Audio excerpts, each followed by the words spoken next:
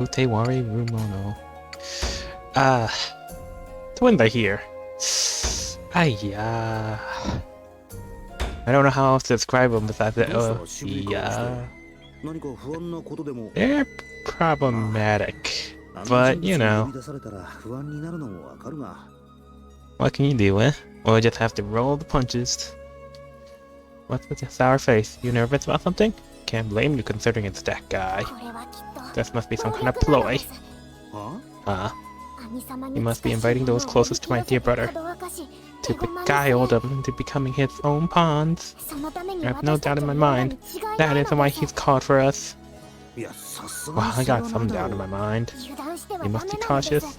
You're falling right into the Imperial Guard of the Left's trap. Who knew? Yeah, I don't know. Think it'd be a bit too obvious. Aren't you overthinking this? Sigh and aspiration. But I remember that a ferocious smile on Mikazuchi's face. Can't be. Can it? If you knew what kind of person he actually is, you wouldn't be saying such things. I can tell though. That man is plotting something. Those cold, merciless eyes and cruel laugh. They say it all. Not sure that's exactly proof. I said you might have a point there. Do you understand? You must not let him say jokes on you, Amory. You're quicker and quicker on uptake. Thanks for coming now, as always. I've been here. Wait, what? I was ambushed? Nani? General Mikazuchi has been my dear brother's enemy for years. He will continue. I had a tab open that I forgot to close. Well, you were, you know, that works out just fine. Hopefully I didn't pull you from anything too important. And thus we arrive at Mikazuchi's manor. Lady Haku? Lord Haku, Lady Nekone, welcome. We've been waiting for you. Please come in. You're here for the memes? Oh dear God, the twins are here. So, well, the title says it all. They are twins of incredible thirst. Like, my God. Before she even sees Mikazuchi, Nekone cowers behind my back, peeking nervously from my side. Miruhi chuckles quietly, noting her blatant display of fear. Please, this way. Come on, we need to follow. Haven't got to catch up in the meaning of the old fuck. Who gave us the twins? Are they thirsty as apes? Literally, the first thing they did upon meeting the group was to introduce themselves as Haku's meat slaves. Just, whoa, and what levels? Yes, yes. We're all going to prison, and Oshtor is gonna be the one to send us there. Look as though she feels compelled to fulfill her duty. Wee woo, wee woo, wee woo. We'll just have to look away. Proceed into the manor, Nekone trailing behind me and pushing from behind. I can't even use the original Utawarerumono's excuse that was in 2000. This was released 2016. They had time to develop, but it's just part of the design. I'm not going to question it too deeply. Well, what does Mikazuchi want with us? It's not like last time when we had something to deliver. I'm afraid there's not much I can say on the matter. I'm so sure Lord Mikazuchi will brief you in full. I suggest you look forward to this, are the only words I was told to convey. Probably get away with just a little bit. There we are. Damn. I must apologize, but another guest is currently present, so you may have to wait in the back briefly. Another guest? Yes, it was a rather sudden visit, and Lord Mikazuchi could not refuse him. Guess even Mikazuchi can't refuse. Has someone come? As we walk, a voice comes from beyond the sliding door. Must have heard our footsteps. These are personal guests of Lord Mikazuchi. I can vouch for their credibility. Ryuhi's voice cracks noticeably as he responds to the voice beyond the door. The voice wasn't Mikazuchi's. Who can make Ryuhi this flustered? Guess for use. Wonders truly never cease. Perhaps it will begin to rain spears next.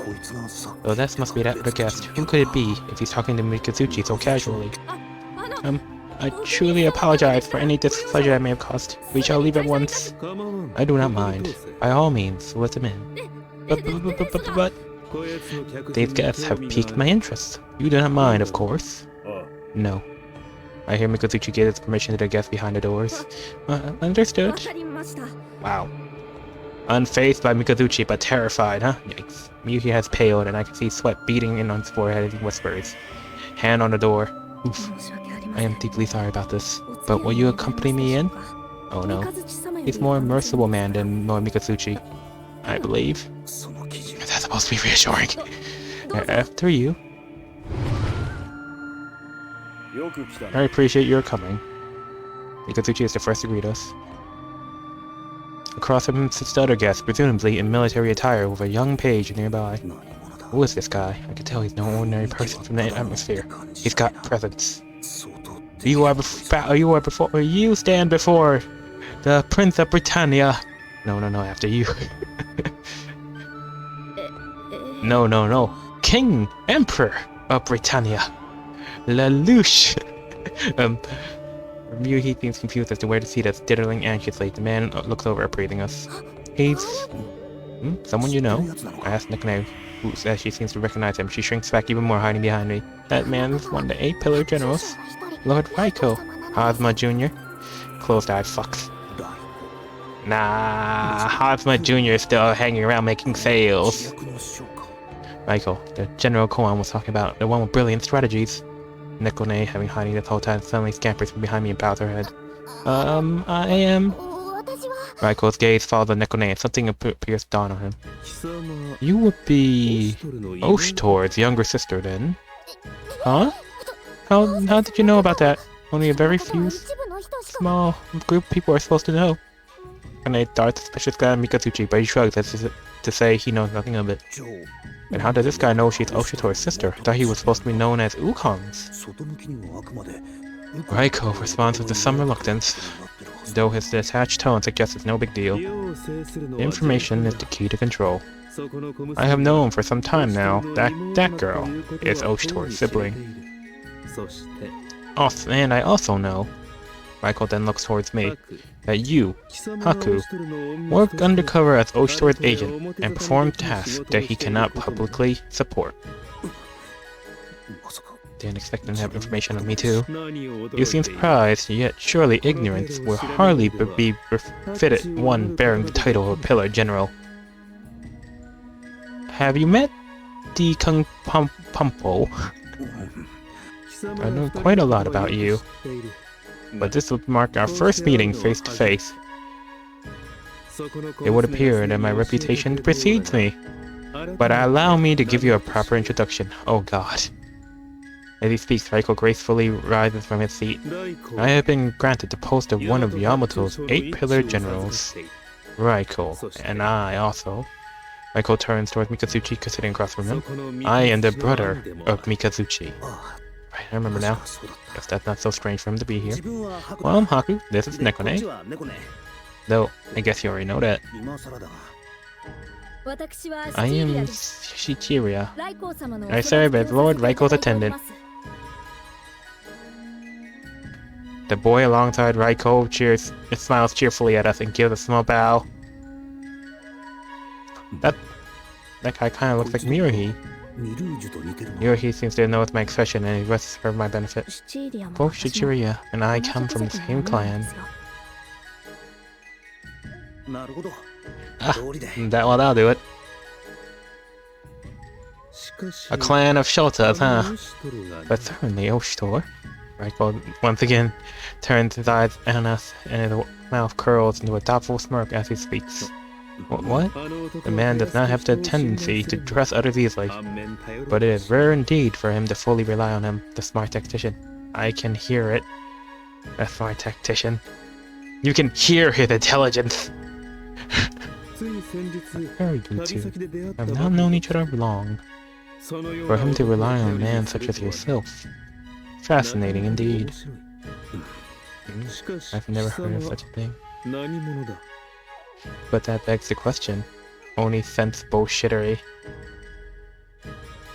Who exactly are you? Oh, he reminds you of Scent? That's hilarious! I guess the hairstyle, sure, but... Nah, this guy is actually... a sharp cookie. Michael's eyes become sharper. Fuck. His stare fixed and piercing. You met while Oshtor was traveling as Ukong, escorting a caravan bound from Kuyori. That much is clear. Yet you seem to have left no trail at all prior, as if you just appeared out of the blue one day, with no past to speak of. What the f, bruh? Only elementary, my dear, and Al. You would say me be born too? Raiko's information network is not to be underestimated. He had all the information of when Oshtor left as Ukong to fulfill the mission to escort Relutier, and then suddenly Oshtor comes back with two strangers in tow. Naturally, he could figure out that Koan was a traveler. Maybe he even knows even more than that. But Haku has no history, no family. He just pretty much showed out of nowhere. Who are you? Honestly, I think I'm the one who wants to know that most. If you find out anything, I'll appreciate it if you let me know. I shrug wildly as I reply. The tension in Raiko immediately fades and expressions lightens up a bit. I see. Yes, most interesting. A question easily answered makes for entertaining, and after all... With that, Raiko glides right past us, making for the door.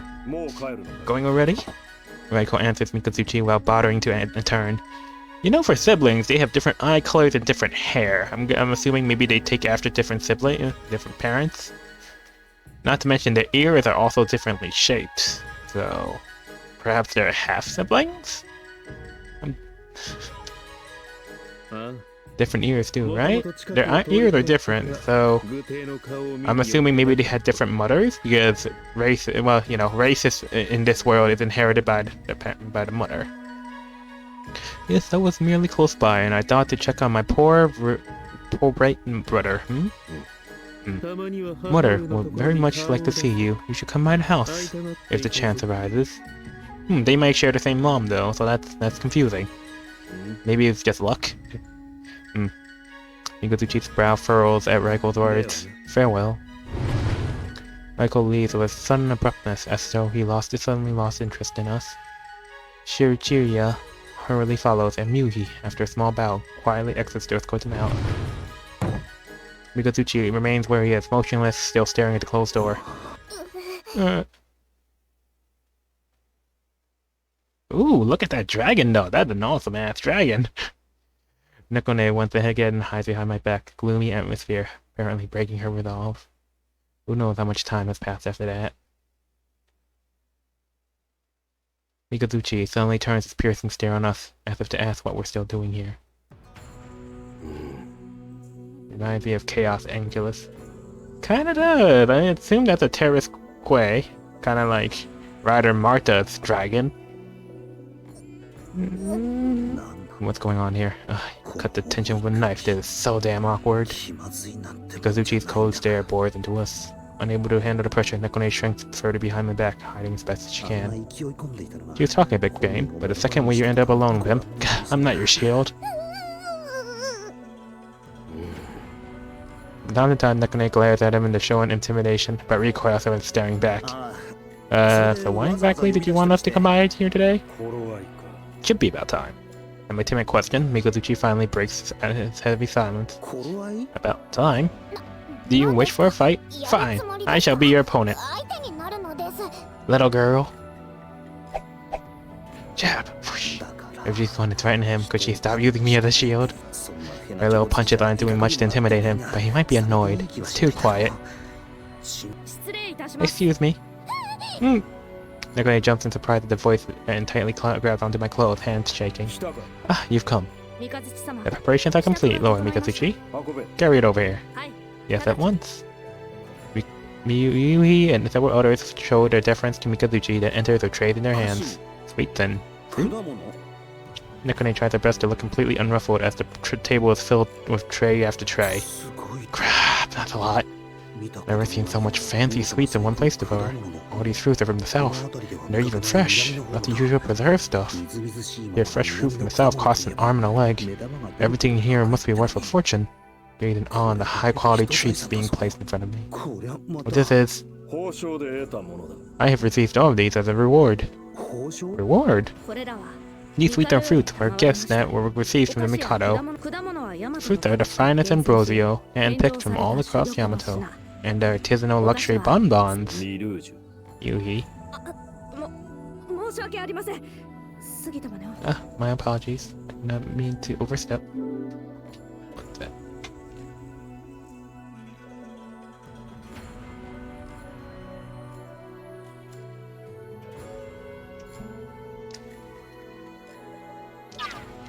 Kazuchi glowered in his servant's general direction, and Ryuji hastily apologizes. No matter, you may go. Yes, my lord. Excuse me. Why can't you let them have... Why can't Ryuhi have some of the bonbons, my man? Ryuhi quickly bowed his head and returned to his place among the other servants. Finest fruit itself, huh? And those luxury sweets. What exactly did he do to get all this? Guess he didn't call him one of the twin shields for nothing. Why is he offering it to us? Is he trying to bribe us? Oh no. We're about to portray Oshtor for fruit and bonbons. Do you not think it beautiful? Ah? These sweets of the High Court. Such intricate patterns are near works of art in their own right. I guess. And these brilliant fruits of the south. I do not. The vivid color, they're truly a beautiful sight. You know, I would agree with you if we got some CG. Well, sure. And the taste is exquisite. The bonbons, soft jam within, crunchy shell without. This fruit, juicier and sweeter than any other. Sounds like someone's mouth is watering. Amazing. I can smell the sweet and sour scent from here. It's of the south. Cold sweets. So many. Oh no. Nekone looks on in wonder, admiring the mountain of trees before us, beginning to waver. That Pishita. So big and glossy. It almost looks like a completely different fruit. Oh no! Do not take candy from the man! Nekone, no! And these sweets, they look so beautiful. I've never seen such decadence.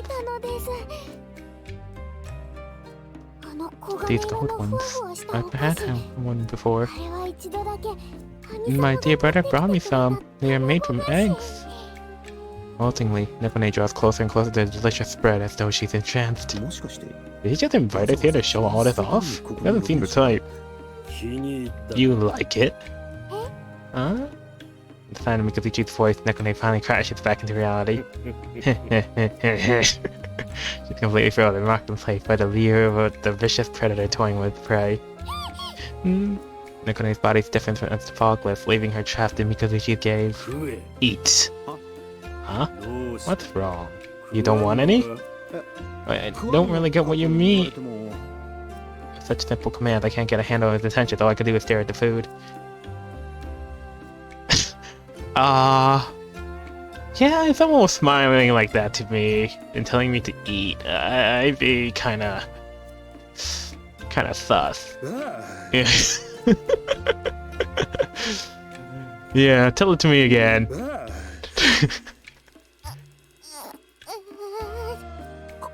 This guy's This guy's totally fine. When I say it's a grin, he's gotta have some ulterior motive. Why so modest? Eat. That's why I invited you. It was the perfect opportunity. Yeah, perfect opportunity. If someone as great as one of the twin shields is offering us a feast, huh? Does that mean he intends to kill us in this our last meal? And Nekone was right along. What exactly are you plotting? Hmm? I have no idea what you could mean. Don't play games with me. I know exactly what your plan is. These sweets, all these things I like. You intend to use them to try to win me over. And then once you have done that, you intend for me to be your spy in my dear brother's ranks, do you not?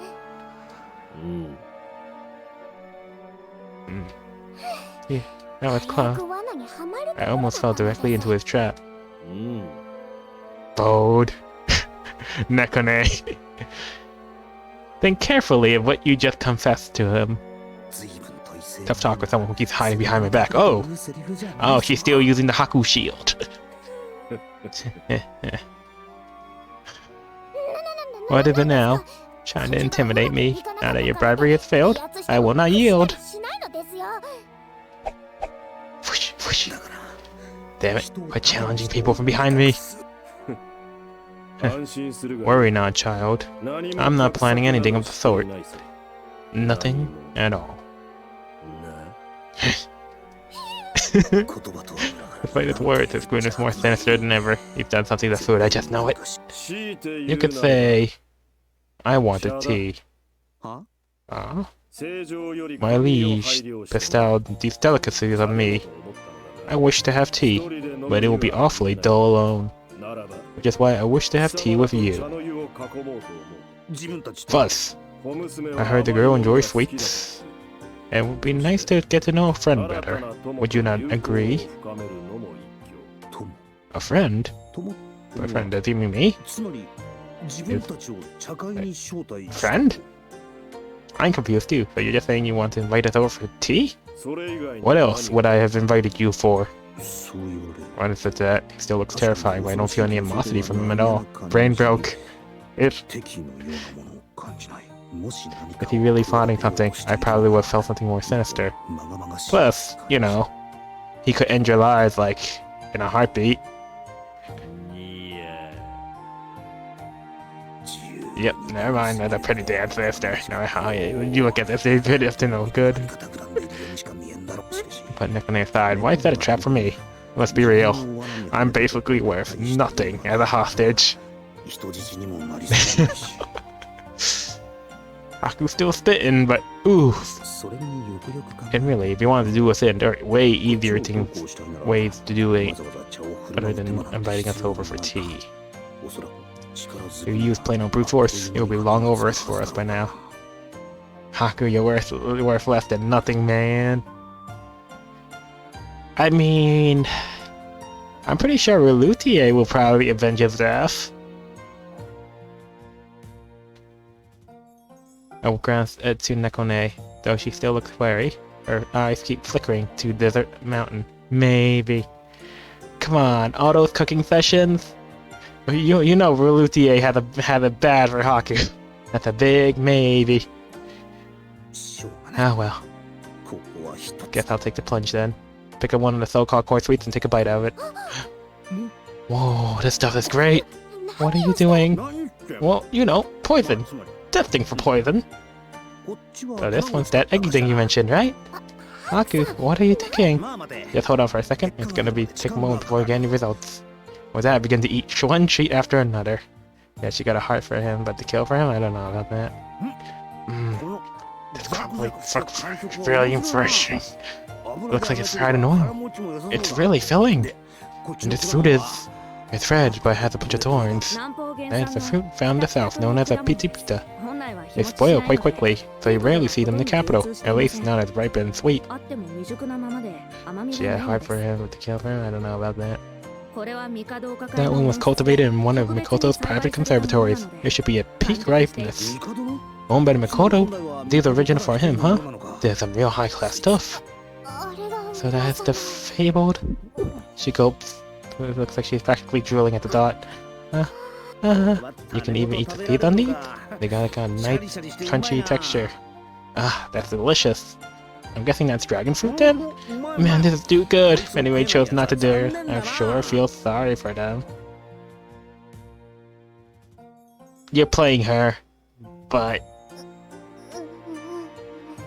At long last, Nekone's hand reaches for one of the fruits. You sure about that? Remember, it could be poisoned.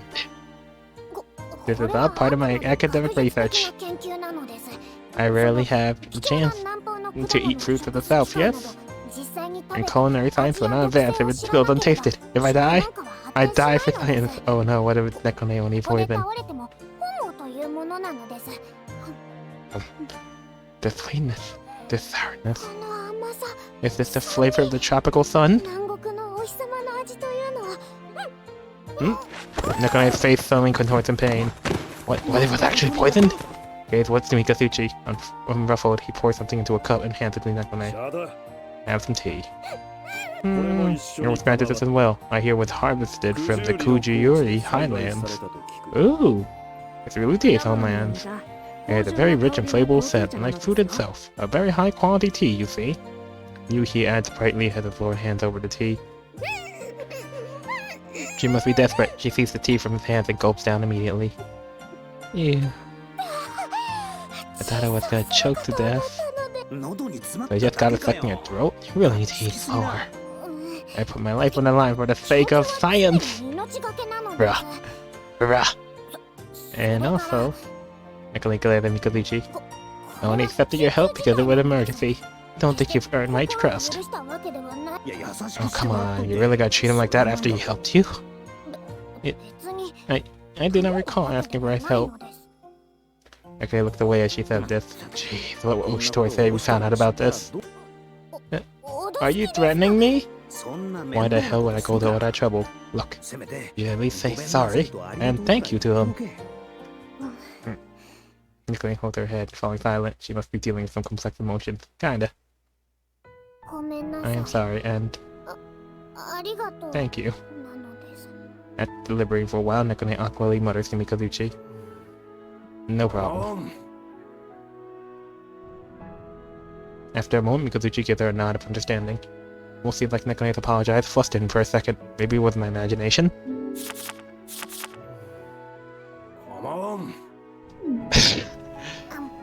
He paused. And despite her earlier mishap, Nekone continues to wolf down the snacks, tail wagging in delight. Much as though she's been completely entrapped by the delicacies. So pretty good, huh? Bruh. It is. I do not find it, it is tolerable. Nekone falters as she answers but continues reaching for more. I see. Well, at least it seems I was right in inviting you then. Nekone looks a little guilty as she faces Mikatsuchi. Thank you for inviting us to tea today.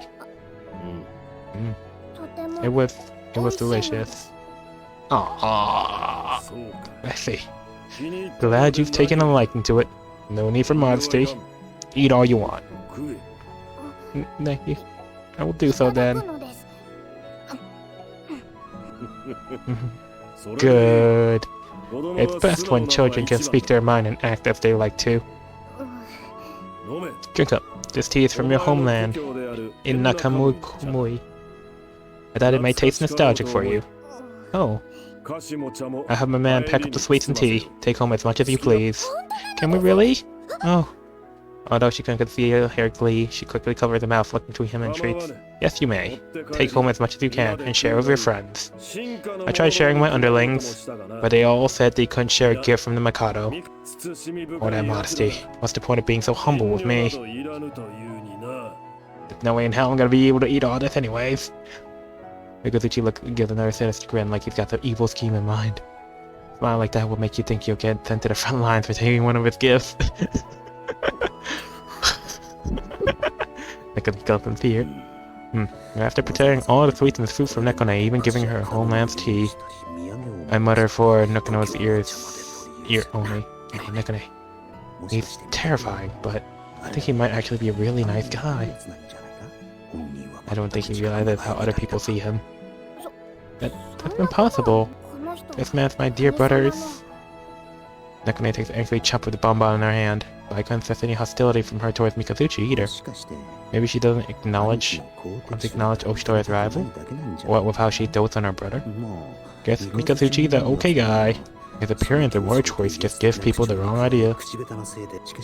Maybe if we have the opportunity, we could be... I glimpsed him slowly extending his hand towards Nekone's head just outside of range of vision. That's right. Eat your fill. Eat all you can. And grow strong. I get it. He's just... But just as he's about to pat Mekonai's head... Get her. So close. Crooked grin crosses Nikazuchi's face, as if to end the sentence with, wringing her neck. What are you trying to do? I take back everything I said. You are not to be trusted. You cannot fool me. It's absolutely hopeless.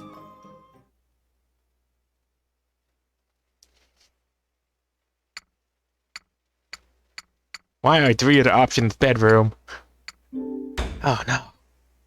The twins! Nah.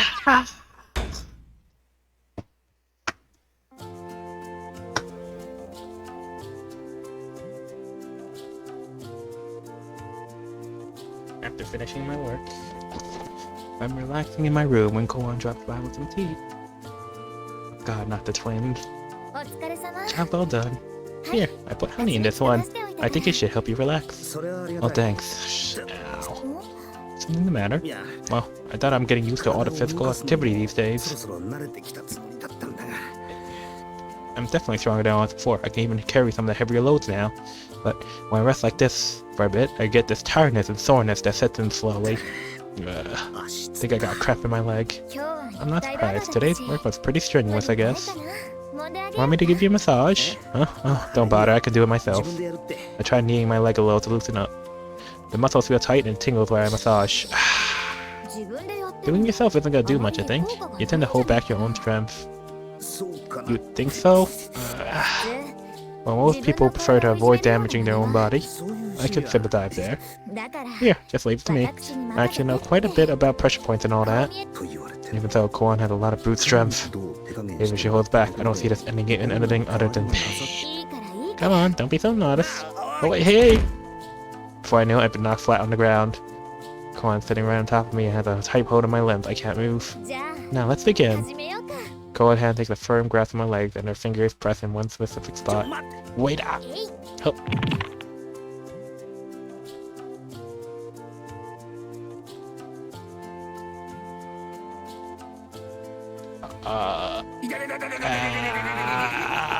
Ow. Yeah. I don't think my leg's supposed to make those sounds. Oh god, oh god. Oh, Haku, there's no need to be so melodramatic. Man, these sounds are terrifying. I'm not exaggerating a thing. That hurts! Guess I excited. Damn it, can't see through all the tears in my eyes. Oh, sorry. I didn't think it would hurt enough to make you cry. I appreciate the sentiment. But could you hold back a bit more? Okay, I got it. Oh. You don't think they're bad when your leg is making door creaking sounds. Damn it, damn it. Huh? It still hurts? Yeah! Well, feebly in pain for a while. Yep, definitely hurts. That's strange. Everyone tells I get great massages. Rosatie said it felt like a dream. That just proves that you're all completely abnormal. Maybe I should try a different technique then. Actually, you know what? Maybe we should stop. Oh god, I'm about to be her guinea pig. Tickle, tickle. Haku? The next gesture is just softly touch my feet, which ends up just tickling me. You're not taking this seriously, are you? I should think I am. I'm very serious about this. You're being too extreme when you adjust. Oh, honestly, you're just difficult to adjust to. You have no idea what adjusting even means. Here, I'll show you. Give me your leg. Huh? I don't think I need a massage. Just give me your foot. Can't let you keep doing all that to me. Will you let me massage you again then? Yeah, if I ever feel like it. Here, I'll show you what right amount of strength is. Let me see your foot. So you're saying I should experience first, huh? Well, in that case, put that foot forward very reluctantly. I grasp it firmly and carefully. That your foot trying to find a push button, place my thumb on it. Watch and learn. This is how you do it. Press. But all my stress in her finger is revenge for what she did put me through. How's that? She'll taste of her own medicine and hope she learns a lesson. I'm sure Gohan goes through the same pain. She'll never inflict it on another person again. It turns out she likes it, huh? How's that, huh? You like that?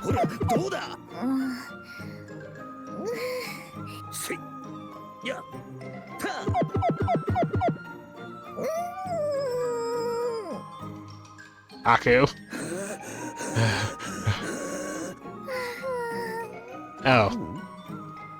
Press all my might, but Koan has the dreamy expression on her face, her cheeks are red. You're actually very good at giving massages, Haku. I wasn't expecting that. Oh no! Huh. That felt really good. I feel so warm and relaxed. Hello? Koan? You're showing your senses a little there. Haku. Master of 1,000 useless talents. Haku. I think you do a bit more. I might get a better sense of how strong you prefer it. Oh, well, I guess. Press. Oh. Sounds like she's really enjoying it. Because I discovered another hidden talent. Off in her own little world, blissfully oblivious while I keep working. Her tail curls around her and little sounds of delight and relief keep escaping her. I can definitely get used to this. And next thing you know, Haku would open a foot massage store.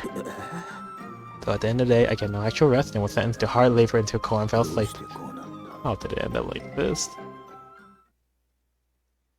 Man was pushing in all his strength, and in the end of the day, it was just... just enough. Is that an F or a win? I can't tell. So hot. Looks like the middle of the night. Still, the heat woke me up. Why is it so hot? I'm sweating everything. So clammy. Nice to have the bed warm, but when it gets this hot... Huh? Something much heavier, warmer, and softer than blankets cling onto my body. Reach out and start with what it is, and I feel something soft and smooth. What? With both. Grogging this gradually face, I realize it's clearly not a blanket. I look over to find. Oh, what the hell? That's even good. Massage is pretty good. The hell? Stuck into my like they're lying there clinging onto me. Comforting you in bed. We're worried that you may be cold, master. We decided to keep you warm like so. Excuse? These guys do all they can to take care of me. Wake up calls, dinner, cleaning my room, doing laundry. But they waltz in skimpy outfits, wash me in the bath, and now they're naked in bed. It keeps escalating. For some reason, I'm always the bad guy, even though I feel like I'm the victim here. I'll keep you warm. If you're feeling cold, you may embrace us closer. God, this is bad. If anybody saw me like this, my life is none of their business. But when they look at me, that is disgust in their eyes. It cuts deep, you know. Master, are we being of use to you, Master? I guess. Hold up. RDM. Getting fault. All for our master. We shall do all we can to serve you, master. No, don't push yourself too hard. He'll be moved if you overwork yourselves and collapse. All touching. Your caring words bring us unimaginable joy. What the hell am I supposed to do? I stay stopped at excessive servitude. If I word it wrong, they'll feel rejected, and that'll be bad. They'll end up just like before. Oh god, how bad is it gonna get? Hello, Sir Haku. Allow me to pour you some tea. Oh, thanks. Tea. We have also prepared some pickles for you as a refreshment. Please enjoy it with your tea, master. Oh, yeah, thanks.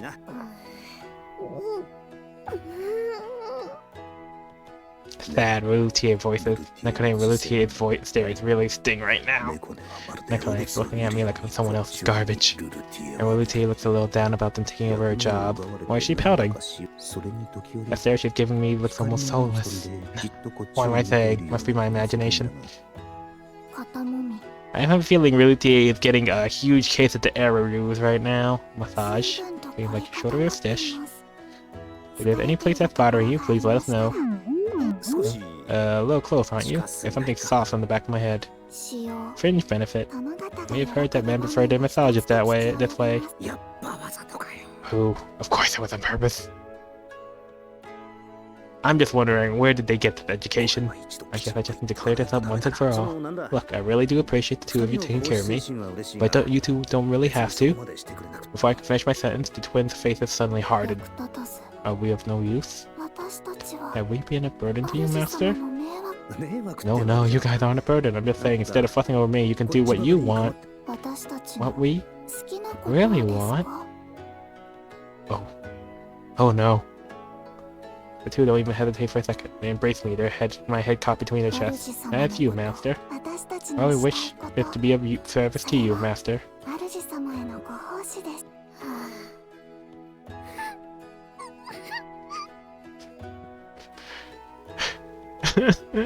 bad Relucci voice sounds hurt me. Would you stop clinging on to me all the time? Does it trouble you? Are we a bother to you, Master? A bother? No, not really. But don't you two think you're going a little overboard here? Suddenly, without hesitation, the two draw their self-defense daggers from their sheaths. Huh? We must be together with our Master. It is the purpose of our existence. If we cannot fulfill our purpose, we are unnecessary. Oi! Two of them immediately lift daggers to their throats. Wait! Damn it, stop! That's enough of that. Not sure when Columbia arrived, but she suddenly dared 2 fingers pinched around each blade. I prefer not to have any blood shed in this room, I think. Koan smiled as though gently admonishing a child. And Haku doesn't want the 2 of you to die either, right? Right. What is wrong with these 2? If Koan didn't stop them just now, they'd have just killed themselves. Oi! Not even a moment's hesitation. These 2 are crazy. Old man, what did you do? Old man, why? They're nuts. After that, we somehow managed to convince them that I didn't want them to die, and now here we are. The loyalty, the selfless devotion. It's just too heavy. Why does everybody want to lend it? I feel like everybody in this universe lives on the rule: who wants to be old? Everybody should die young. Hell do I do? Can't refuse them, and if I let them do what they please, my image of the gentleman goes up in smoke. I don't think you have much of that, right? As I'm contemplating this, the 2 pushed their breath around my arms and wrapped their legs around mine. I live to live here. So warm. You have such inner warmth, Master. It's warm because you 2 are in my bed. You don't have to say it all weird like that. How did this happen to me?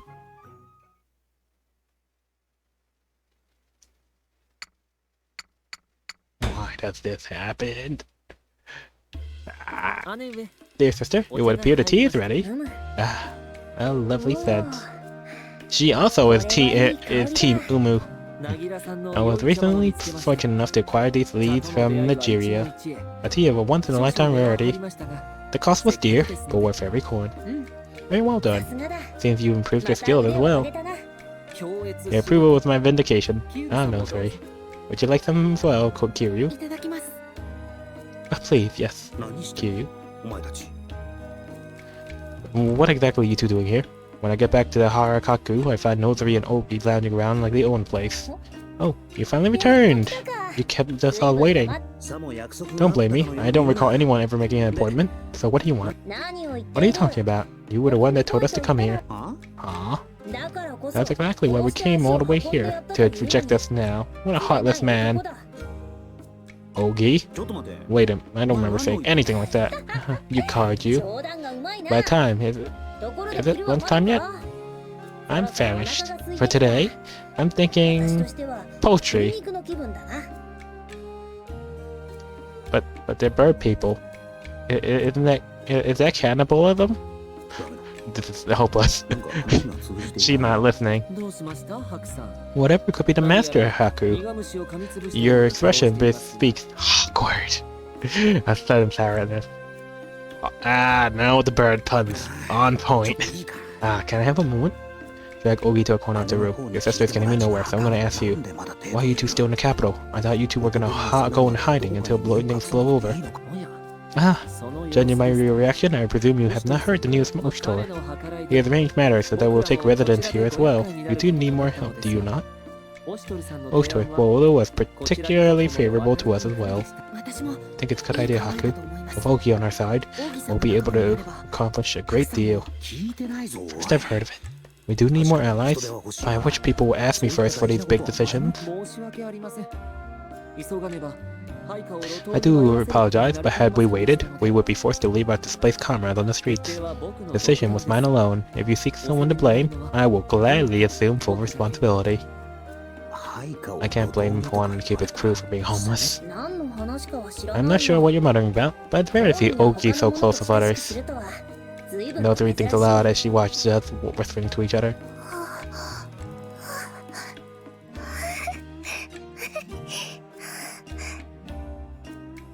happy Rulu noises. I'll leave it at that. Relutier, we did bear a similar burden. I believe we've come to an understanding. Oi! Understanding, right. Did he mean the Mo's new incident? I'm not sure there was a point I ever felt close to this guy.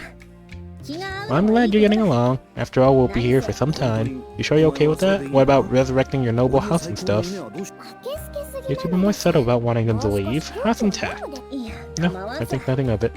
Resurrecting our house, Nosy stares off in the middle distance for a moment, then gives a sad sigh, continuing on. These past few incidents have definitely put that future beyond our reach. Oh, that's... sorry. I don't know what I can say. Nekone hesitates, troubled by Nozory's gloom outlook, but the bandit clenches her fist, resolute. What? There's no reason for us to lose hope. I shall bide my time, and one day reclaim our honor. Until then, I lay low here, and plan my triumph. I see. And this was a request from Oshito himself. Who would be rude enough to decline such earnest pleas? Nozory can't hide her prideful grin with that proclamation. You sure we should leave her like that? Sounds like she's getting a big head. I will continue my sole duty of supporting my dear sister. Can't you at least admonish her? That's why she's always messing things up. I'm sure brother has carefully thought this through. Was there anything specific he asked of you? Well, he said all we needed to do was help you out.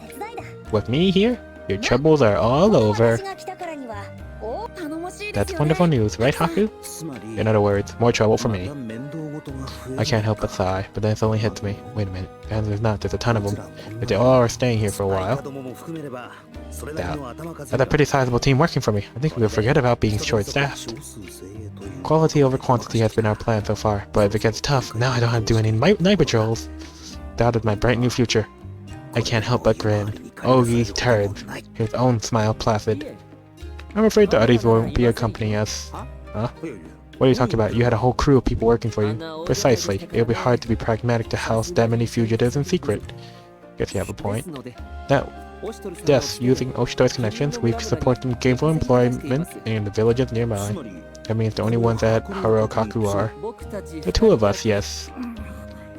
Even two armed people is more than before. Getting out a crappy job should be a lot easier. Alright then, I'll have you start off with some paperwork. Might as well get rid of the most tedious job around here. No, I think that kind of job should be left to people with actual skill in it. What? I'm afraid I don't have much of a head for writing and calculation. Things would turn out poorly. At least she's self-aware. Poorly, huh? You know you could show some effort before giving up like that. To clarify, whenever I try, this dizziness overwhelms me, and I fall unconscious. It's futile. Nozory is so dumb. The mere act of trying to calculate knocks her out. That's a wolf there, buddy. Anyways, you just fall asleep in the job. Great. What about patrol duty? That doesn't take a lot of brains. Capital idea. My first patrol route should be around gambling halls, and security is often poor around. That's a time bomb waiting to happen. It will behoove us not to make undue appearances in public. Oshito still wishes for us to lay low for a while. So deadbeats it is. Is that so? Well, I suppose that's that then. I must also ask that you refrain from patronizing gambling parlors. We could be recognized at any time. Hold on, I don't think we need to go that far. I'm afraid we must. Nozory droops her shoulders in disappointment, doing the same for different reasons. Oshito has also enlisted my help in some manners of espionage, so I may not have time for much else. No office work, no patrol duty. What are these two even good for? I suppose all we can help out is with arrests. Leave it all to us. Hahaha. Nozory concludes with a proud laugh. A sudden dizziness washes over me. So they're gonna be even more useless than Haku. That's... Keep it together, Haku. It's not like they'll cut into our budget. Just pretend they're not even here. Oh, I also heard you'll be paying for us staying here. Your generosity does you credit. Oshito, we need to talk. Nani? Yes, that's what we were told by Oshito. Is this Chorkiru? I believe for what it's worth. I'm sure Lord Haku will be able to manage without any problems. That asshole! He just didn't want to deal with any of this for himself. Don't even have the will to complain anymore. Not sure Koan can tell, but she speaks up. We may need to cut down on certain things. Cut down? Cut down on what? Why is she sighing? Why is she looking at me? Is she taking away my allowance? But to think the day will come that I stay in the Horikaku as a proper guest is astounding. Do you have some memories here? It's a bit complicated. You just never know where fate will take you, I suppose. Okay, back up. What do you mean by proper guest? Then even you had no idea at all. We, the Northern Bandits, have been using the Horikaku's basement storage as a hideout for eons. To clarify, she means just us two. Which means these two were angling to live here from the start. I brought some tea. Oh, thanks. They'll stiff from the shock. I gratefully accept Marlucci's tea. Some tea leaves are still floating. They say good fortune on the horizon. Nah, I'm sure. Something's good just around the corner. Tea. We have prepared your tea, Master. Huh? Arigato. Enjoy. Alright, thanks. I also have some snacks. Today I prepared some teriyaki. Ooh, that sounds great. Thanks. This looks good. Snacks. Please have some snacks. We prepared tomoyaki today. Okay. I'm not sure I can eat all this. Enjoy. Please don't tell me they're supposed to be good fortune. As I mutter, I hear footsteps come closer and sliding door opens with a slam. Thank you all for the well-earned welcome.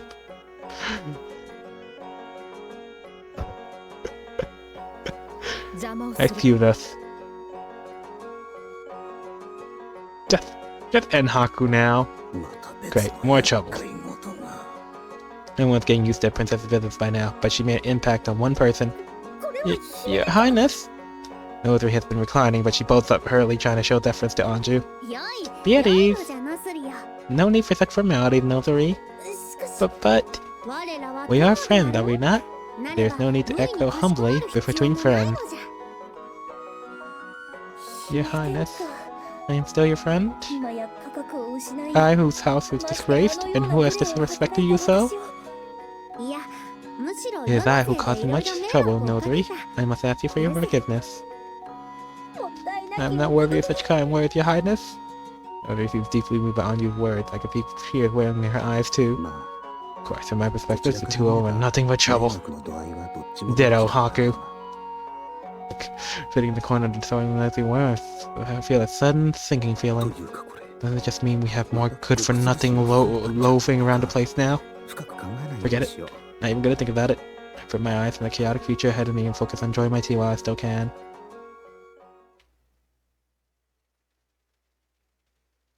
Oh no, the deadbeats, they multiplied! We had one, and then the guardian showed up, and now we have the siblings. God damn it. Oh, I should get going. You know how my brother gets when I'm late. You're sticking your nose in some strange business again, aren't you? Well, rude. For your information, I'm heading out on a very noble mission. Really do worry. You don't have to stay here. You can always... you know, you can come back anytime. We've kept your room just as you left it. I made sure to clean it every day, too. Oh. Although, she does sneak in and draw things on the walls from time to time. But it wouldn't bother us at all. Well, yeah, maybe. When this whole business is all over, I'll give it some thought. You could probably tell I'm just saying it to get her off my case. I can't meet her eyes. You seem so distant these days. Back then, it felt like you were always trailing after the two of us. What happened? That's because I mean,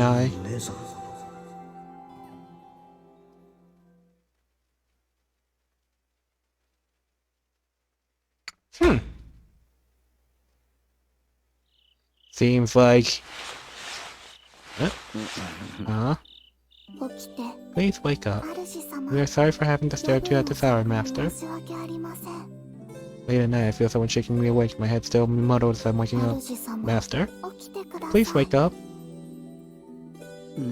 So sleepy. What time is it now? What's so important? I have to be up now. I push through the sleepy haze and open my eyes.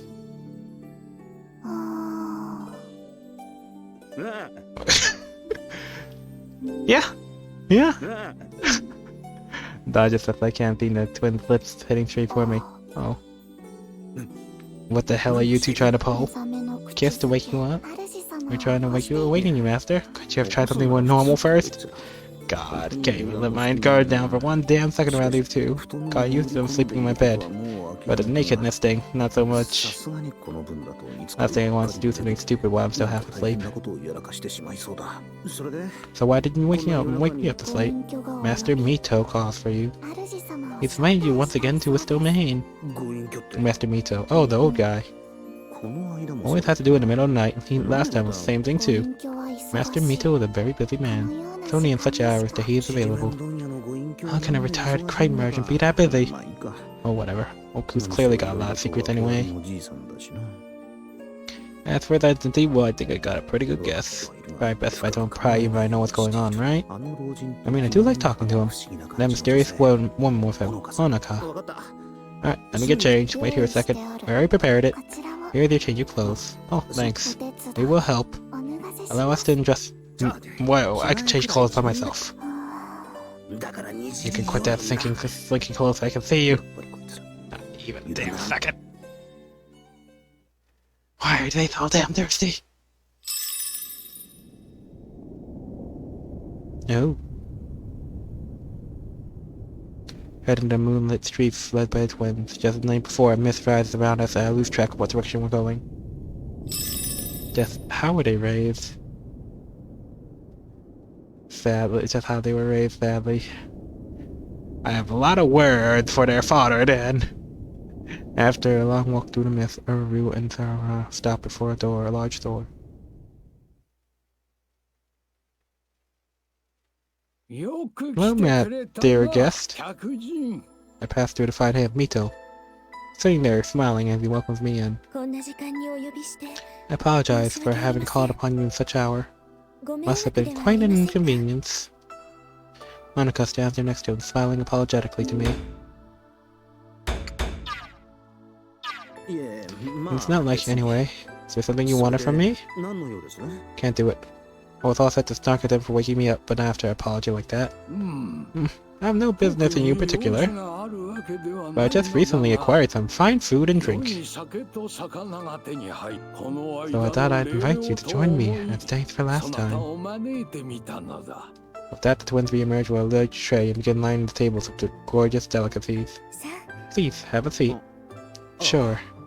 Take off the offer seat and sit across from the old man.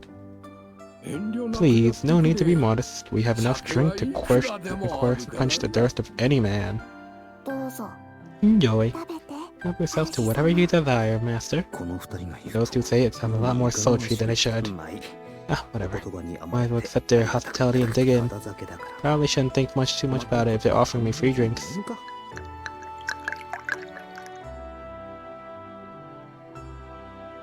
The old man's banquet didn't just look gorgeous. Felt like they've chosen only the best of the best and served it exclusively. I see. What extraordinary circumstances. Old man listens contentedly as I chat about mundane things that have happened since we last met. That must have been quite an ordeal for you. Hanukkah also chimes in from time to time. It's not really as bad as it sounds, but yeah, things are pretty rough. Drink a little more than usual since the twins are refilling the cup whenever it gets too low. As I talk on, I can feel a drink slowly getting to my head. Water? Something to sober you up. Oh, thanks. Crap, got a little too carried away with the open bar. Might have drank too much. Old man smiles satisfied and drinks the hot tea Hanukkah has poured for him. I'm glad to see those two being of use to you. Yeah, they help me a lot by taking care of the everyday stuff. Seems like they've got some screws loose, of course. But they're pretty helpful. I wouldn't call them loose so much as straight up missing, Haku. That's good to hear. Then I was right inside into you. Glad they were of use. Deciding them for me. Well, they do follow my every order, but it's pretty clear they obey the old man, at least for now.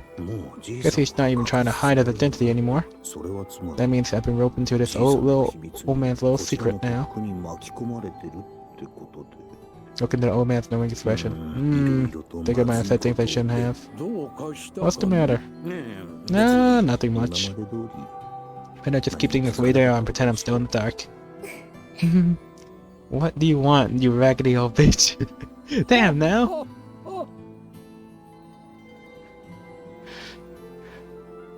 What a cheerful expression, the old man continues watching me. Instantly, my dear guest. Oh, yes? Have you partaken of those two yet? I do not.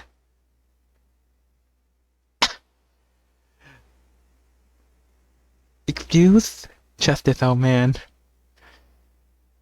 The old man's gaze dressed to a twin standing on either side of me. Huh? Ah, see? He planned this. I merely asked whether you enjoyed their company to its fullest extent yet.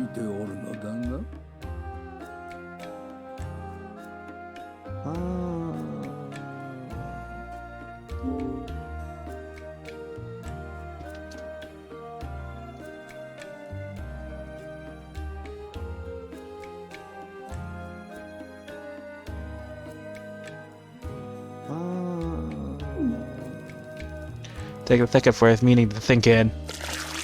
Ah, hot! Oh dear, allow me to help.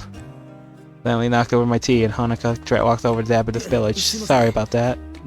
I take it then you have not lain them yet. Yeah, you stay right there.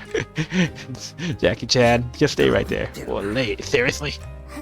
Lord Haku, are you dissatisfied with these girls? Lady, I don't even know them. No, that's not what... Wait, what are you saying? Look, I know I accepted them, but I don't think that gives me the right to do stuff to them. I'm letting them be human, unlike you flappy old mountain skin having old man. I mean, you have to respect their feelings and... Oh, come on now, it's clear as day what these two want from you.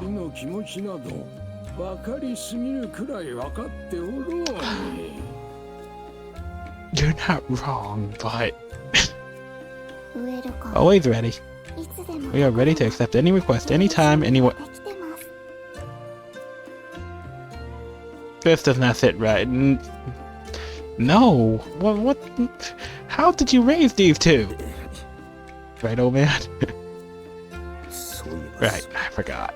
It is no exaggeration to say these girls were born for you. It will not do to treat... This does not mean they want to be laid. It would not do to treat them so coldly. They were literally born for... What do you mean by that? So lonely. If you ignore so, master, death may come. Ah. Wait, really? For you? What? Why me? Oh. Your company is always such a delight. Look, this is no laughing matter. There's something kind of worrying back there. Whatever. Probably not important. It doesn't matter who this old man really is. What's important that we're here? We have a good time drinking together. Sure, that's what they want to.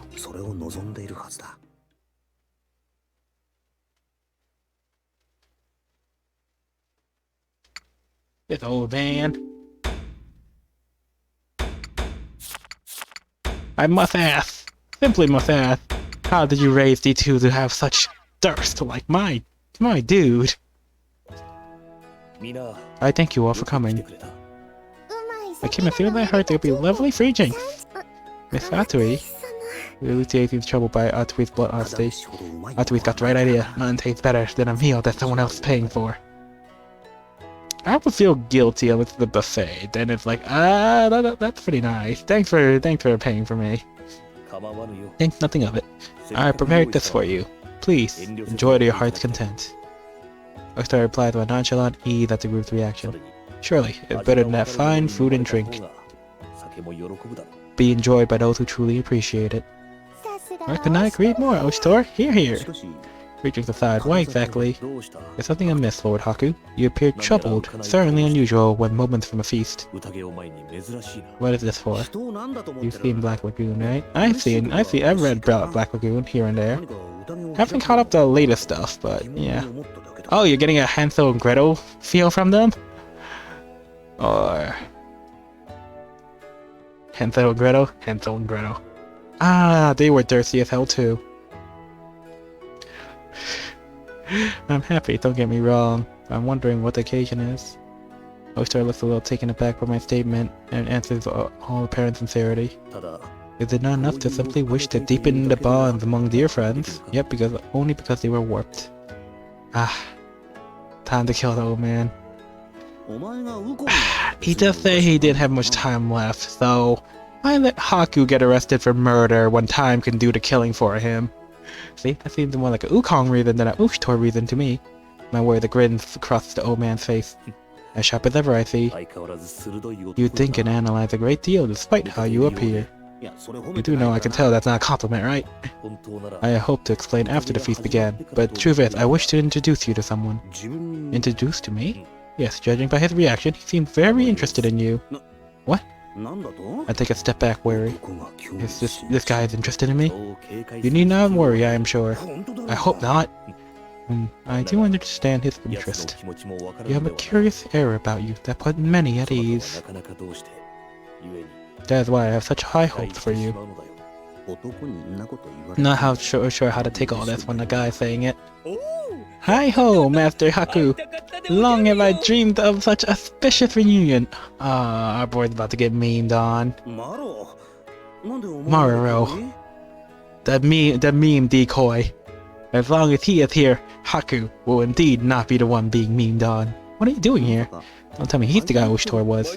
'Tis by honest Oshtor's invitation, fain do I stay upon his leisure. Well, if it's a gathering of Oshtor's acquaintances, I guess it makes sense that Maruro's here. While I'm thinking, Maruro swans over, eagerly taking a seat alongside me. Rip. Why are you sitting there? Why, that I may better ensure the fullness of thy cup, master. Why the hell is he blushing? Shouldn't you be serving drinks to Oshtor instead of me? Would that I could, master, but the abstinence would ill be my present offices. Present offices? Oh, because you got hired by some noble bigwig? Since he's not too fond of Oshtor, you can't be too friendly with him, huh? Just so. Yes, you mentioned that situation before, but I guess he's got some really difficult, complicated family relationships. Now then, allow me to introduce my guest of honor. Oshtor returns to the dining hall having greeting his guest. Without Oshtor sees a man who clearly seems out of place for an event like this. Oh, what a pretty gaggle of little girlies. It's the Candyman!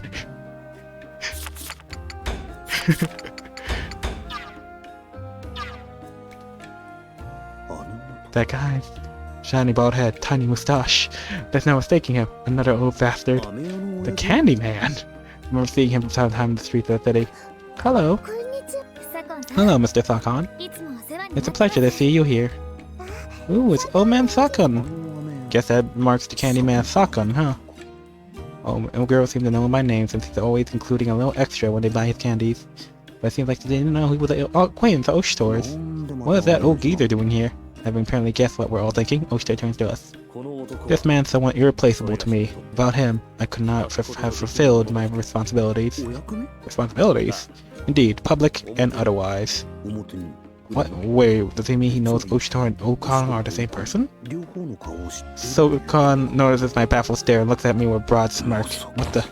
Then struts over without hesitation and seats himself directly in front of me.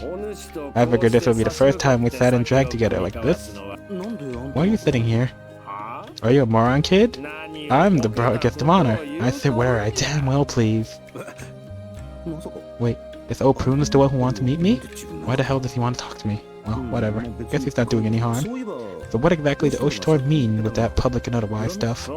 Just as it sounds. I'm sure you already know all about Wukong and such. But that's not important now. I came here for a much bigger reason than that. Bigger reason?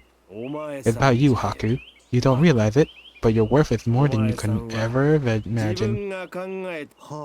Okay, what do you exactly mean? You know exactly what I mean. Just call you over, and a bevy of cute girlies soon follow.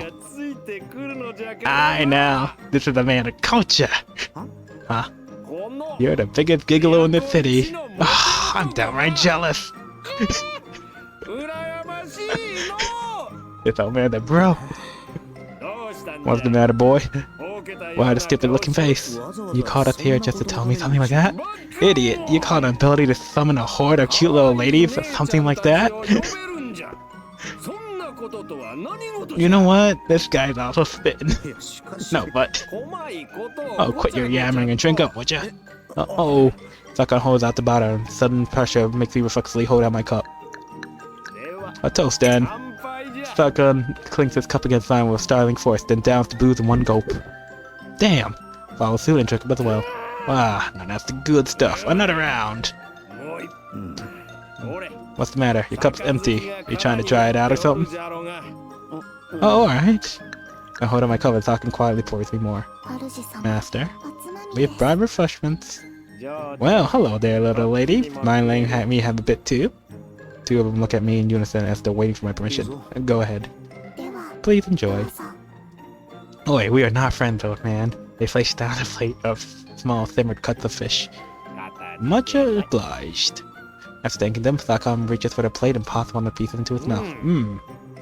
Leans leisurely on the armrest, eyes drifting to girls enjoying themselves with song and dance. At first I figured he's just ogling them, but his expression is far and far away, almost kind. Oi! What, you're not gonna go talk to him? Thought you were in for the girlies. Ah, you're too young to get it. You can gaze at flowers, but never disturb them. It'll be improper. Remember, there are some flowers out there that'll wither, but at a single touch. Huh. I said he was here for the woman, not with some greasy old person. Oh, he leaves twins alone. Well, I guess he's got a little more class than he seems to. He's just enjoying it. He's just watching the pretty flowers. He knows better. As I'm observing him, I'm more his confidence again. He's weird, sure, but he's not a bad guy. Not to mention, he'll be the one apparently paying for all this. Offered the bottle of Sakon. The river lifts as he goes to me, takes it, but... No, I know what I'll do. Little Nekone? As Sakon's beckoning, Nekone looks a little bewildered. Sakon raises an empty glass towards her. Would you mind pouring me a cup? I suppose I don't mind. Nekone is unsure of why she was the one chosen, but pours in some more of the spirits, nevertheless. Whoa, whoa, whoa. It tastes all the better when you pour it, little Nekone. Old man. What happened to all that flower talk a second ago? That doesn't sound like gazing. Wee woo. What, you haven't heard exceptions to the rule, kid? Are you serious? It's fine, Haku. Seems like dear brother owes him a great deal. I can certainly pour his drinks if he likes. Wee woo. Wee woo. I guess if you're fine with it. No story says he owes you a lot, but who exactly are you? If you know about Ukong's identity, I could assume you're not just a candy vendor, right? Look into Sakon's eyes as I speak. Oh ho! Sakon smirks as he silently sets down his cup. He's not just any other candy vendor, his true identity. That dark smile looks nothing like the airy grin from one's face a moment ago. So you wouldn't know my connection to Oshtor, hmm? Sakon's voice suddenly changes. What the? He feels like a completely different person. Breezy laid back demeanor is gone, instead his voice icy with a hint of menace. I suppose seeing is believing. Maybe this will reveal the truth you seek.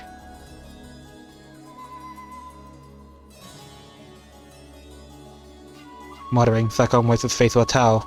The countless wrinkles vanish. Slowly sets his hand against the top of his head. He grasps his old bald scalp and... Ha ha!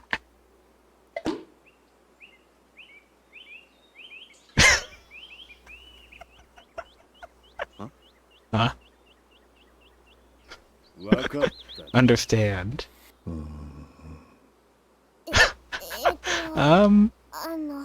Table S. I'm going to... Cheerful atmosphere has given way to uneasy silence. No, what's that? No, could have been my imagination. Yeah, that's it. Maybe I drank a little too much. My apparent lack of reaction, Sakon once again grimly reaches his head.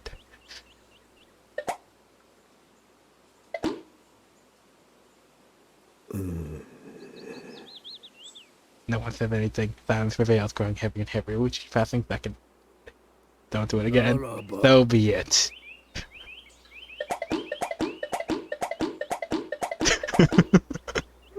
It can't be.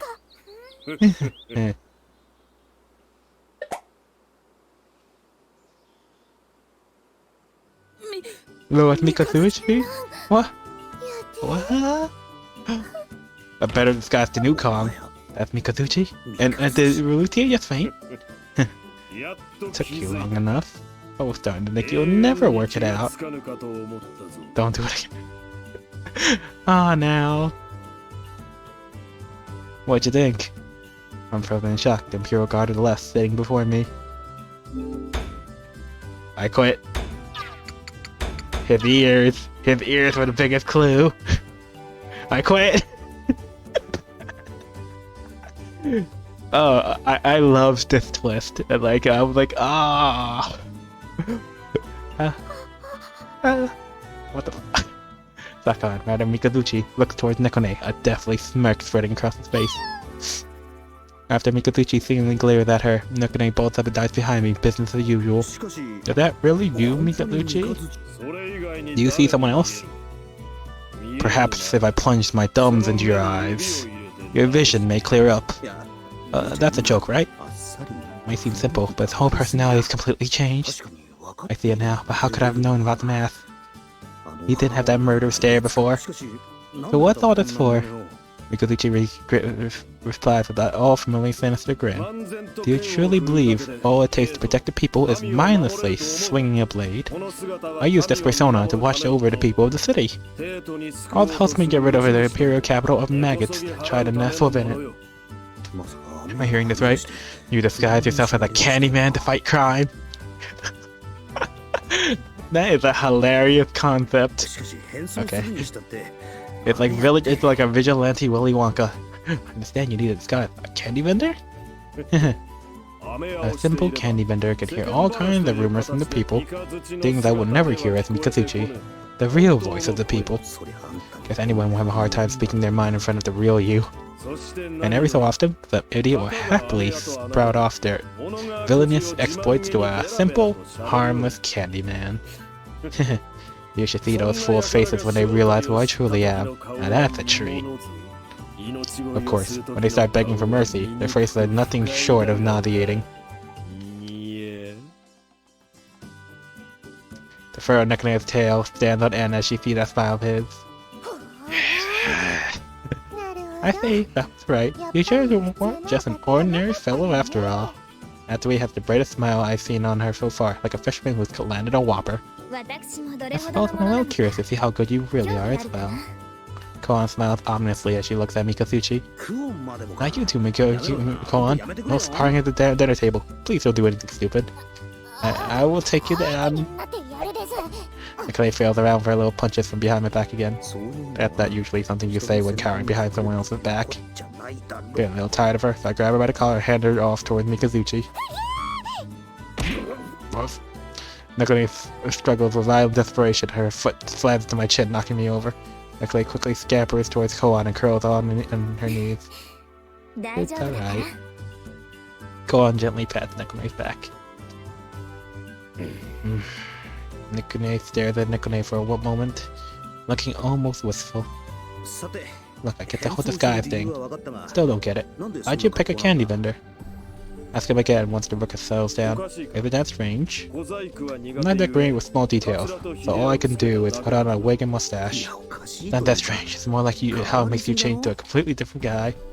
Candyman looks like a friendly old guy who'd probably be great with the kids. Then there's the regular Mikazuchi who might be capable of glaring someone to death. He just wanted to chill and everybody else chose violence. How the hell did that happen? Well, I always admired this look. Admired? A bald old man with a mustache? Maybe Oshitara had this guy's head examined. Sounds like he's a little off in there. Muttered under my breath, but Oshitara grins widely, sipping his drinking, watching on. That was back when I was young. One of those memories that really stays with you. Well, back when I was a little shit, to say the least. But no matter how I acted or who I was, there was a candy vendor who always treated me the same. The old man traveled the world selling candies and telling stories. Bizarre, incredible, grand stories. And as he narrated, he made sugar into art with his rough hands. He earned this child's respect. A cheerful candy seller, a man loved by all. That's the kind of man I admire. Mikazuchi webs swag as he tells the story. This was unexpected. Listen to me all sentimental. Never imagined I'd get like this. When I look at you, I see him. Yes, I say you're just like that candy vendor I once knew. That's why I called upon you today. Hey, you call me a bald, mustached geezer now? Look, very touching story and all, but you're the one making it weird, sitting there rubbing down that wig. We'll see about that. Here, put it on. I'll show you it'll look perfect on you. Of course it's not gonna look good on me, I'm staying the hell away from that thing. Let's try against Mikazuchi trying to jab the wig on my head. We hear a nerf sniffle. What? I have no idea there was such deep meaning behind that appearance. Kiryu appears very moved by the story. His eyes are starting to well up. He's like he's a shithead. Tries to protect the people. Kiryu, yet no one can realize that you protecting him so noble. I should expect no less to a man who stands as a brother's equal. Kiryu gave Mikazuchi eyes full of earnest admiration. Which to his equal, huh? Looks like fear he felt for him has been converted into respect. I didn't put that much thought into it. Thought it might be interesting. The mannequin. I think he did a pretty good job. More convincing than Ukong's disguise, for sure. Him? He told me he was trying something different. At the time, I too was feeling the burdens of my title holding back, so I decided to try it for myself. What is that? Mikazuchi places the wig back on his head. By him, do you mean? Oi. The door slowly slides over, drawing everyone's gaze to a man standing there with arms crossed. Sorry to keep you waiting, ladies and gents. Oi, lock it off. What the? When did he was just... Oh, sorry, now Ukong probably stopped popping that thing off and on. What, don't you like the popping sound? I kinda like it. Driving the room, completely different attitude from before. Scratch, you old bastard, how's life? Couldn't be better, Uko. It's weird. Ukong gives a thumbs up and Saka, who's suddenly all wrinkly again, responds in kind. Awkward silence follows as we reserve to change. It's even worse now that we know the other identities. How the hell are you two so in sync? I thought the two of you did get along that well. Now who's been spreading those dumbass rumors about us? I heard that whenever you spar, you fight as though to the death with real weapons. We do, but we do it as bros. What's wrong with that? It would be a dream to have a sparring partner you can share that with. Thirsty partner. Thirsty Goku seeks partner. This girl has got the right idea. Here, have some candy. Thanks. Brother, what are you doing in such clothes? Please think of more decorum in your appearance. What? You saying these clothes aren't fit for the folks' eyes? You like Sako style, didn't ya? It's only alright when he does it. Is that it? Damn. Poor Q. That's not what I meant. You got a point. Oshtar won't wear these, and that's a fact. Excuse me? The only people here are the vagabond Ukong and the humble Candyman Sakon. And we don't give two shits about decorum. No. Ukong's bit. Brother. Wow, Nekone's getting destroyed. Neko, what's wrong? It's like there's no life in your eyes. I'm sorry, Nekone. I'm not sure I could say anything to help here. She's been living a lie. It's usual to have men to have an immature side to them. Well, don't let it get to you. I mean, just look at Haku. Don't get me. Compare me to those two. Or other being shattered. Oh, hi, Fiery Milkman. Welcome. Or other being shattered. Such is life. Or such as the Nekone experience. Oh, it means we never forget what it means to be young. Exactly. Call it a good sense of humor. So what do you think about all this, kid? Think about what? The two of us here. I'd just say we look in your eyes. I just like Nekone's existence. I don't know. Guess I kinda like it. No expert in fancy manners at that. So it's better than being prim and proper all the time. I knew you'd get it, kid. Right. From today on, you're one of us. One of us. One of us. Hey, Maro, you want to join? You always admired this kind of full-on friendship, right? Oh, please, a moment's consideration. Oh yeah, Kiro can join too. Am I just an astronaut? Ooh, can I join too? Yeah, sure, everyone can join. I suppose that encourages me too. Most likely. Alright, D. Enough to chat. Enough from everyone. Food's getting cold. Another toast. Everyone clicks their cups neck and low and stares at me with lifeless eyes and mutters, I just do not care anymore.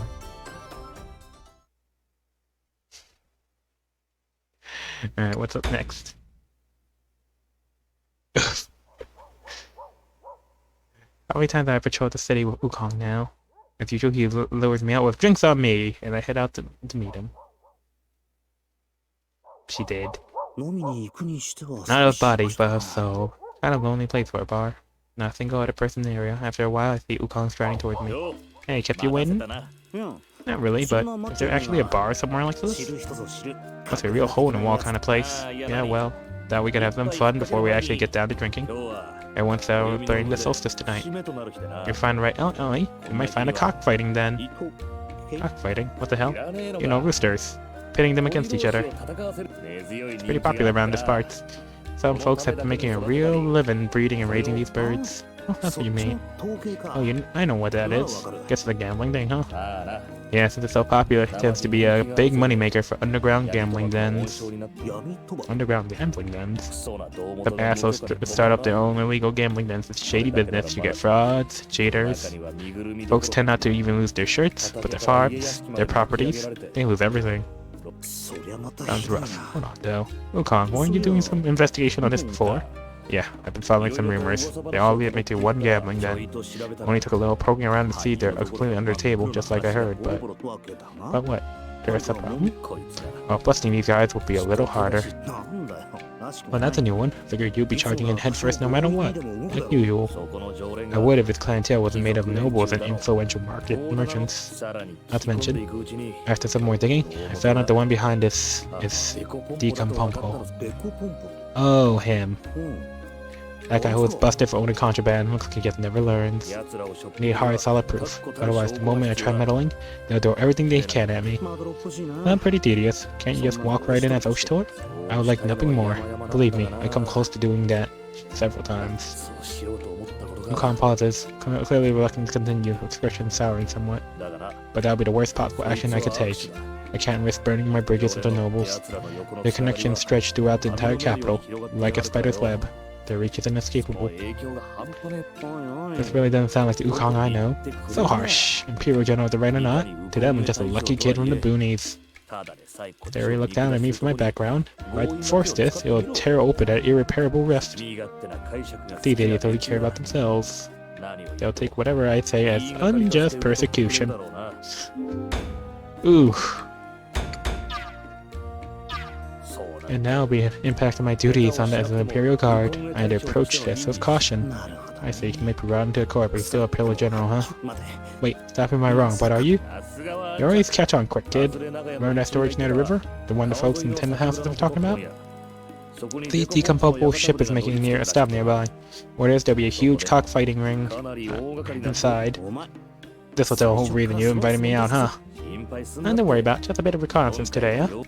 I mean, I invited you to go drinking, didn't I? But just a slip and a guess. Nothing so dangerous as that. I even got invitations. Besides, the banquet hosted by Decompompo. You can at least count on them to have fine food and drink. Ah. Like sure as food and drink. I hate to admit it, but when it comes to that kind of thing, Decompompo's got real taste. Fine, I give up. I'm sure anyways. Might as well tag along. Well, if things go south, I'm out of here. Fine by me. Things wouldn't be quite as interesting without you.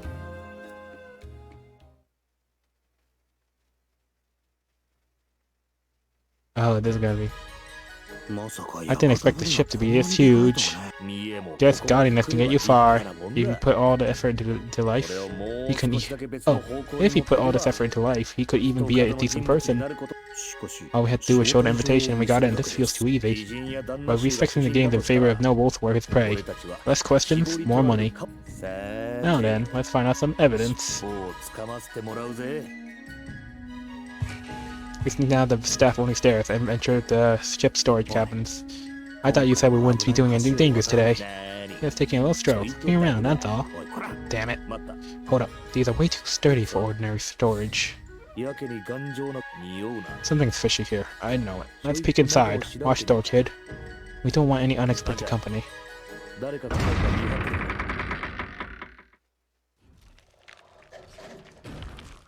What the hell is this? Oh, this is... Those don't sound like chickens. They're giant cages set all around a room, each one containing vicious-looking bugs. This can't be for cockfighting, unless it's for completely different from the one I know. What do you know? I figured it was just plain old cockfighting, but looks like we got bug fighting instead. Wukong heaves aside and gravely surveys the rows of cages. What's wrong? I mean, it sounds pretty self-explanatory, but is there something bad about it? Yeah, generally the same in practice, except with birds. It's ferocious beasts like this. Extremely violent, and they don't stop until the opponent is dead.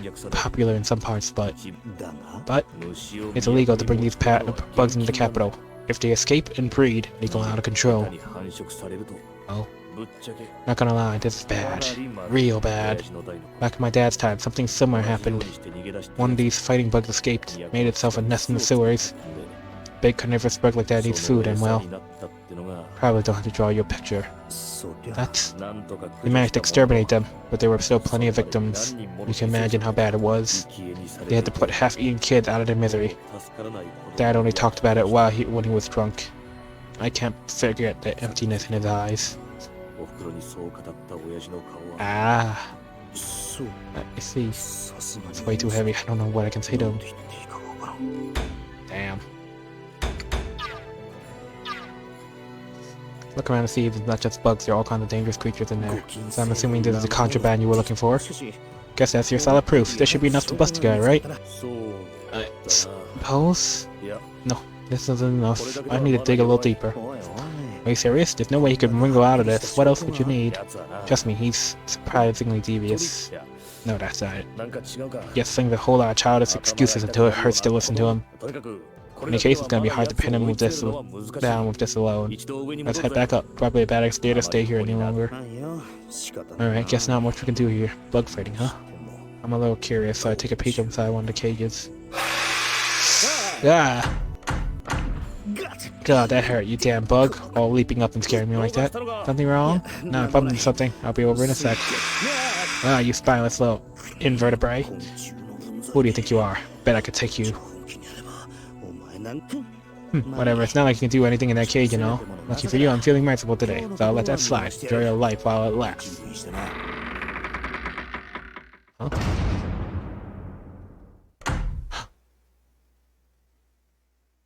Haku knock over the switch.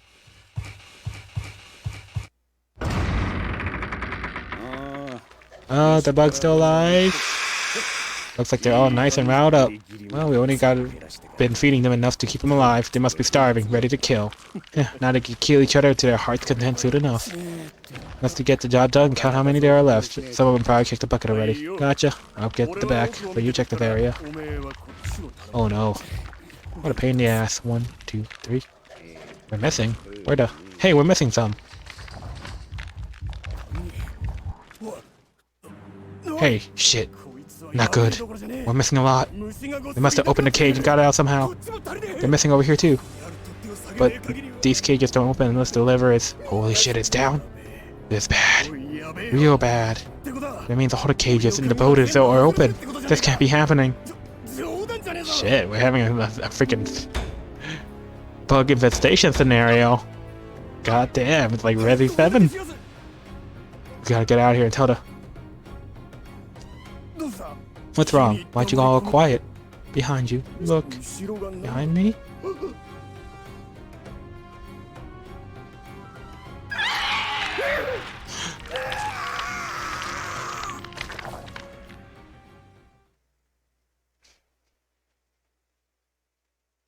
Damn.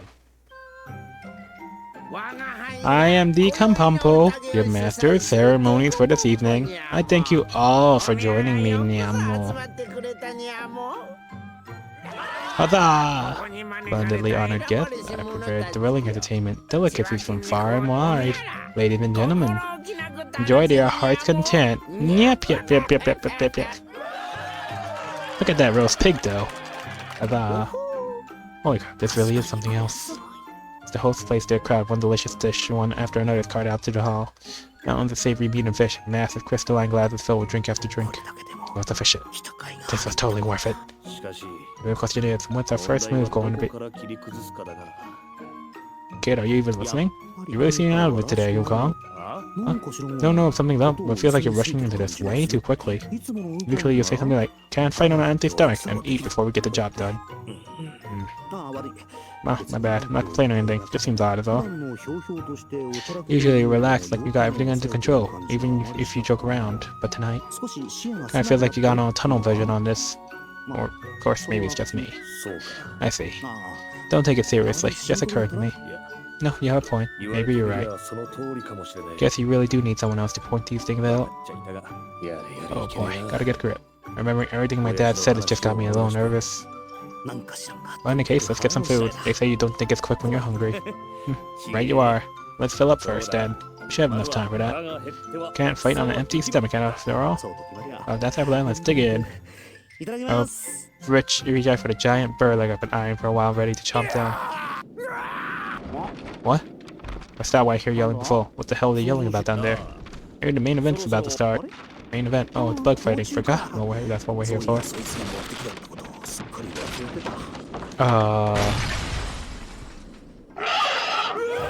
That's a Borogiri. What the? Ah! Look, the bug's coming out from below. Please help me. Someone please help. What the hell? You gotta be kidding. I get it now. They almost had me. This must be a little show to get the cook going. Really have me going. What? But those girls are really going into it. The old guy seems to be like it's really getting running for his life. Holy shit, a Borogiri. A show. Are they insane? Why would they bring one of those here too?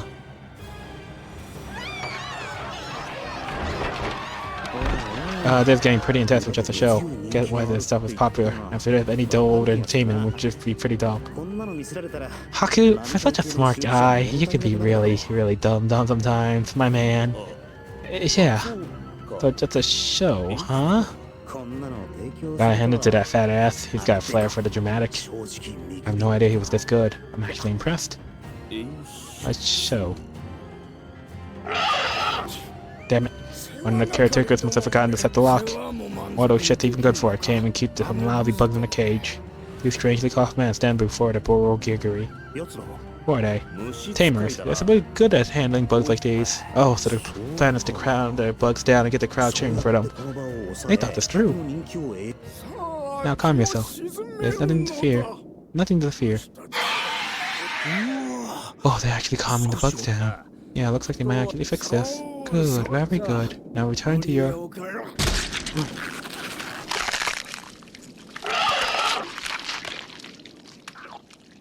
Oh! That was way flashier than I expected. Oi, Haku! It clearly bit his head off, and now it's eating. What the hell? What were they even good for? They're just getting eaten! There's no show. The bugs have escaped their cages. Get away from me! Get away! Help me. Please, someone. Help! They're attacking the rest of the guests on the ship now. The bugs flooding from below deck are starting to rampage. The whole situation is getting out of hand. Wait, where the hell is Dekampompo? How does he plan on fixing this mess? Kid, clearly you don't know Dekampompo. He bolted the moment we took our eyes off him. What? So he's just batting all these guests he evaded? Well, it's more convenient for us if he's gone. Now you can't get in our way. I did promise. You can run if you want to, kid. Wukong, what are you going to do then? Going to help the survivors escape. If we get to deck, there should be emergency boats. If I'm running now, the guilt will kill me. Whatever. I'll stick it out to the end. Thanks, I could use the help. Come on, let's get the folks up top while bugs are busy fighting each other.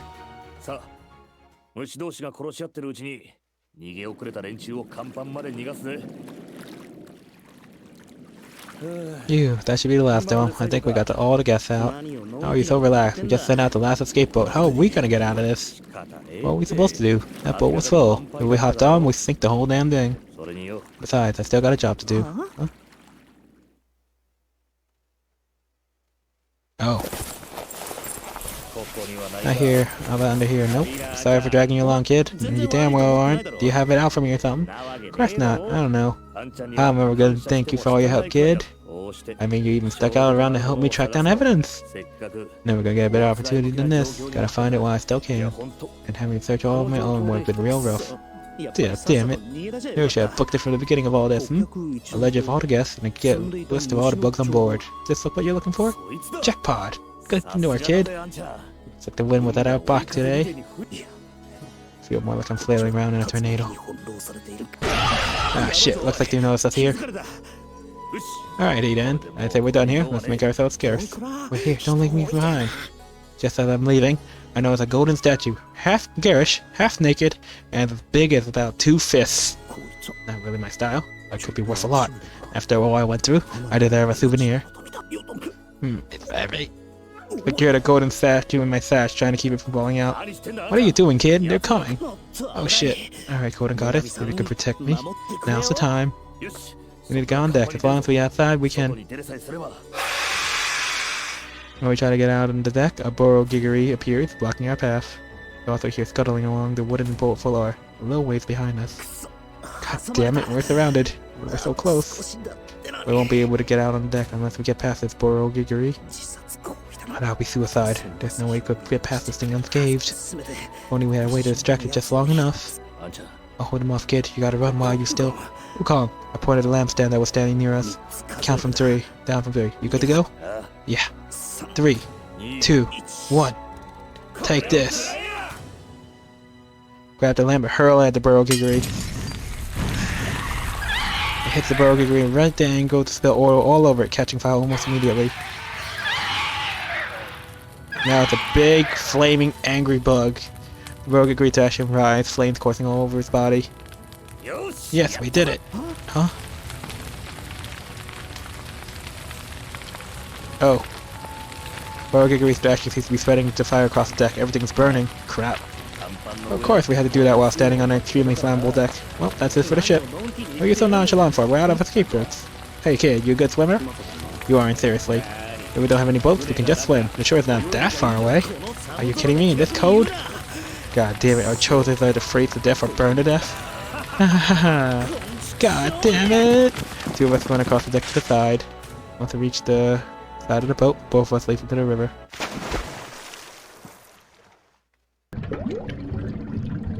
And I sink like a rock down the watery depths. I feel myself slipping away in the numbness. Some minutes I see the golden statue smiling from my sash. Or so I thought.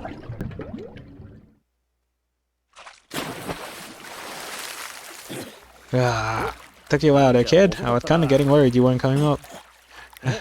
What happened to the goddess statue you had? Goddess my ass. If I hadn't thrown that thing away when I did, I would have drowned like a rat. That I saw that thing beckoning me into the darkness. I wouldn't have thought it was real, maybe the rumors are true. Rumors? Well, let's see. I heard a rumor that Decompunpo found some goddess statue that brings its owners bad luck. Maybe that goddess is the one you picked up. After all, look at what happened to the boat. The contract is heading in the general direction of the boat. That thing's up in places. Gorgeous barge is nothing but ball of flame now. The flames paint the night sky in vivid red.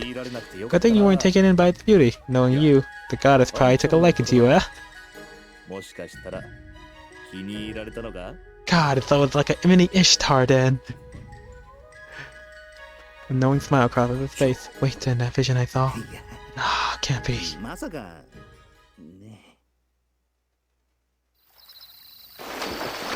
After some effort, we make it to shore. The whole area is in a panic because of the ship's fire. Yeah, it's starting to feel alive again. One of Wukong's subordinates got a change of clothes, but the cold night air of the capital was rough. Huddled near a fire close to the riverbank to warm myself up. I found Wukong. He's waiting for the capital guards to arrive on the scene. He said he would join me later. Burning boat is clearly visible in the moonlight. Don't have anything else to do, so I just watch until the ship crumbles and sinks in the river. The show over, the spectators head home, and the area is silent, like nothing ever happened. After a while, I hear faint footsteps approaching. Man, oh man, what a day, huh? Thanks for all your help, kid. You all done? Yeah, evacuating all the guests saved us a lot of trouble in the end. It's the capital's guard's job from here on. I explained the situation and left the rest to them. Me, well, I just did what just had to be done. He taps his colleagues as this, the pocket containing our hard-won evidence. More importantly, kid, can you tell me what this is? Wukong raises a rather large bottle. The bottle itself is white and ceramic with a blue overglazed design. From that I could tell it's expensive stuff. Where the heck did you? Found it washed up inshore. Guess not everything in the ship caught on in the blaze. After all that chaos, it managed to land here in our laps. Only proper from that we drink it, eh? He growls proudly, tossing me a cup. After all, bronze huge drinks? But we didn't even get a bite of that swanky food. Got some sides to go with it too. Not exactly the level of Decompompo's feast, but good stuff. But this would make it for it. But hey, that's that counts, huh? I don't know, it was pretty good in its own way. Glad to hear it. Wukong offers me the bottle. With a cup in response, he pours me a beautiful amber liquid. Here you go. Take the bottle next and offer it to Wukong. Thanks. Oh, in any case. Cheers! Drinking of 2 cups echoes it with a strange serenity due to the still night. Yeah. Both finish our drinks and lay outside with satisfaction. That's some good stuff. Yeah, damn good. Not a fan of his interior decorating, but you were right about his food and drink. I have to worry about my wallet when I drink. Wow, that fat ass chugs this quality stuff. The cruel world we live in. Look at that, kid. The moon's filled up just right tonight. Drinking and enjoying the moonlight like this with a friend. I'd say that's a real luxury, wouldn't you? Wukong gave finally up at a perfect half moon. Almost looked like one of our cups. Shame it's not a full moon, but after a few days we get to see it in all its brilliance. Yeah, full moon isn't the only kind. Kinda like being able to see both the light and the shadow. Besides, looks a bit like one of these cups. Kinda like we're sharing a drink with the moon, huh? Never took you for a poet. But now that you mention it, it does look like a cup. Light and darkness. Kinda like a certain someone I know. Got a face that lights up the world for the world to see, but shadowy one too. Wonder which one is his real face. Who knows? Ushtar and Wukong. Neither of them are whole people, not on their own. Wukong mumbles quietly, like he's saying more for himself. He's quiet for a while, gazing skyward. Hey kid, there's something I want to ask you. You don't have to answer if you didn't want to. What's this all of a sudden? How does it feel to have no memories of your past? Do you ever want them back? Oh, that. Well, it feels, you know, it hasn't really bothered me before. Wanting my memories back, I mean. I'm pretty satisfied with how my life is going without them. Besides, the memories I get back might not necessarily be good ones, you know? Figure if I get an answer like that from you, kid. I might not be my whole self, but with a huge gap in my past. But I'm alive and I'm doing fine. And having no past means I don't have to act out 2 different parts like you do. True. I guess we're similar in that way. Neither of us feels like we're whole people. Of course, compared to you, I have a family I call my own, so maybe I'm a little better off. Wukong pensively stares at the distance, drinking from his cup in the silence. So, do you ever feel afraid about not having anything to fall back on? Not really. Got used to it. I mean, life happens, right? I really envy you for that attitude. Envy? I mean, look at, I am from a noble family. A poor one anyway. I'm out in the country. There was me, my mom, Nekone, and my dad. My dad was strict but kind. He spent all his time with the people, really understood them. He was my hero, Lode. I trained myself so I could be like him one day, studying, carrying my brains out, working hard. It never felt tough to me though. All I felt was pride. I chased my dad's legacy all the way to the Imperial capital. And after a bunch of coincidences, I am now Imperial Guard of the Right. But like I told you, I found out there are more and more things that Oshtor just couldn't do. And that's why you started to play the part of Wukong. I remember you talking about that. Yeah. It was embarrassing at first, but I realized Wukong was a lot closer to my image of my dad. It was Wukong's life that I've been striving towards all this time, not Oshtor's. But I can't just shirk the duties I've taken on. I'm just venting now. The classic rags to riches story, except you see as a bunch of coincidences. Kind of ironic. But were you around? Think I'm actually enjoying myself. Homie just wants a normal life. Think I'm actually enjoying myself more. Homie doesn't mind the responsibility over people, but he found out that he had to be a role model too.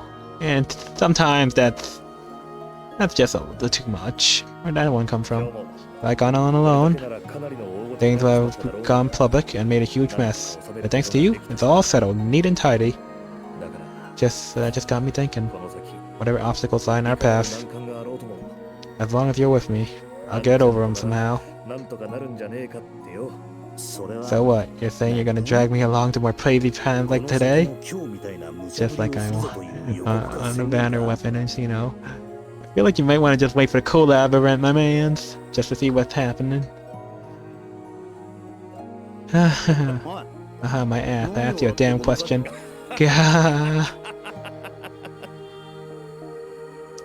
And we talk together like this, laughing and drinking until sunrise.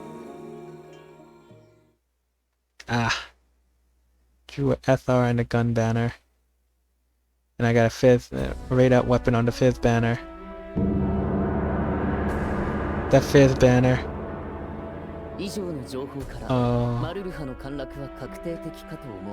Man. Just wait till Grand Carlo. We'll get like a slight. We'll get like 100 crystals, which isn't enough, but you know. One information I have, it's safe to say that Maruha has fallen. Most regrettable. That concludes our report on the situation as it stands. Now we begin the emergency council.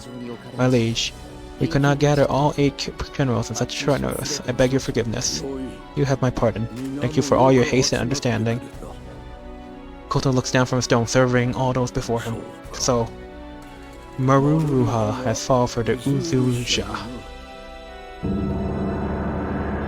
The war plot. If all proceeds as planned, Urusha will doubtlessly progress on towards their invasion. They're extremely well supplied. I am led to believe they have a vast army at their command. Seems like we've been ensnared by the very roads we built. Yamato's roads are inflicted with pain, its lifeblood and its prosperity. My lord, you must not despair. Indeed. Koto answers with curious detachment, looking off in the distance as though distracted.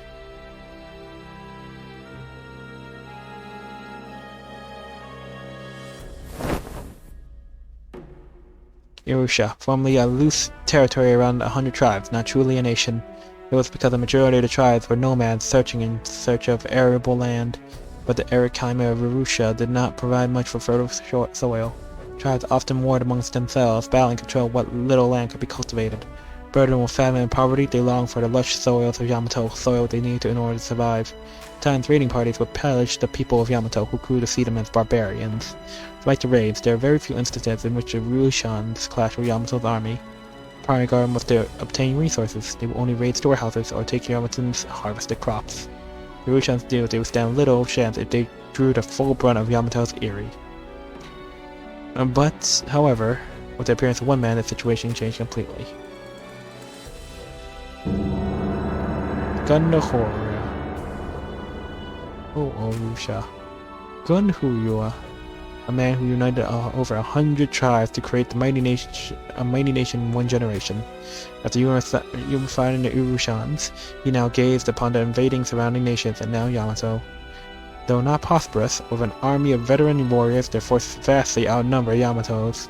Because most of the Urusha's bordering nations were not expecting a full-on invasion, they fell one by one, unable to muster a retaliation in time.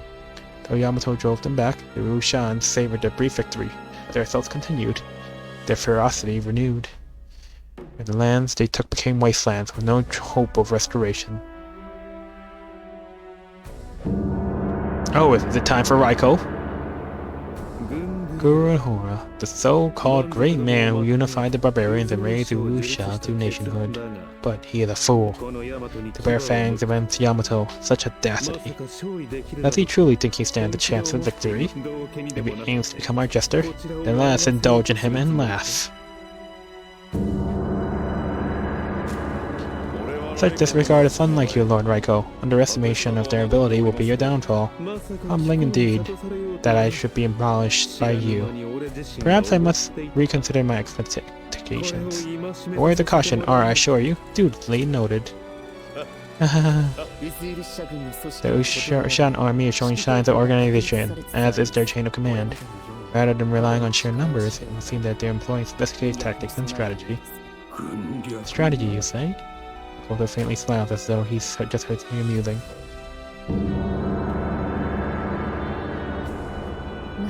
What a cold smile. Though every defense of the capital, I have taken control of countless battles. And for my merits, I am one of the 8 pillar generals known as the guardian of the imperial capital. Yet, not once have I seen my liege smile so when facing war. The plight of a suffering people must fill him with rage. If I was mine for letting such a situation escalate to push my liege to such an emotion. Such a shame. Reporting. What is the meaning of this disruption? You are in the presence of our liege. It is an urgent matter. The Urishans have crossed the border and begun their invasion. What? Where was the defense force? Thought we stationed enough troops to handle them. Sir, the defenders cannot counter an assault from all major roads. They remain under siege. They're coming from all major roads? I've heard they take hostages and force their families to fight for them as expendable soldiers. I had thought they learned to behave themselves, but it appears they have yet to learn their place. The Makoto mutters, pity in his voice. It would seem this whole barbarians does not know Yamato's true power. Perhaps pride can drive a man mad. Oh, my liege. Please give me your orders. I promise you, your graciousness, the barbarians will crumble before my genius and might. Be silent. Yeah. Oh, what? How dare you talk to me like that? Who do you think I will not repeat myself. Close your foul mouth. Yeah. Great Makoto. We will await your orders. You need but give word, and we will eliminate all opposition. That will not be necessary. Tell the Owo of the barbarians this. If he offers me his own head, I shall show mercy to his people. And should he refuse your benevolent proposal, my liege? I am now a ruler without mercy, but I am not so indulgent as to let such folly go unpunished. Those who refuse to learn must be made to learn. I give you permission to unleash your power. Destroy them. Let all witness the price of their ignorance. All in the room bow their head at Makoto's cold proclamation.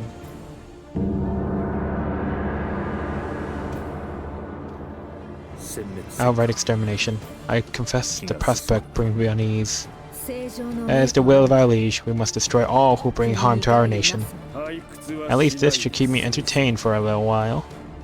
Permission to release their powers, the other 8 pillars seem keen for battle. I will need Haku and others' help to keep us from suffering innocent casualties. The war plot.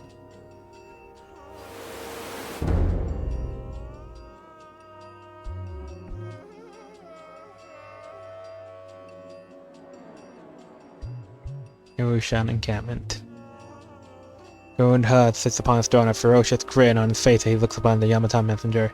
His retainers around the room hold their breath in silence.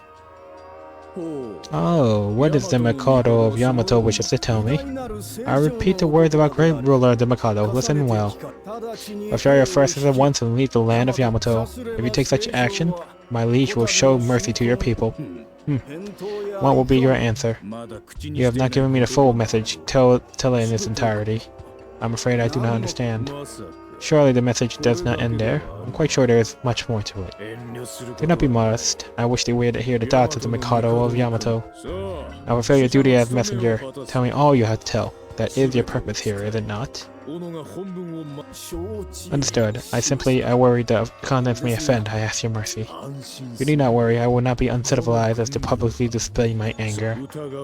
You still doubt me? Then I shall gladly swear upon our holy oncoming. Very well, I shall continue. Konohara, as proof of your submission, you will offer your head to us. If you do so, the people of Uzuha will be promised peace and prosperity. That is all. Those are the words of my liege. Konohara closed his eyes for some time. He remained still and quiet. Icy silence envelops the gathering. The messenger holds his breath, actually standing before the throne. After a while, a low chuckle escapes Konohara. I see. So that is what the Mikado wishes to tell me. Yes, sir. How amusing. I cannot help but laugh.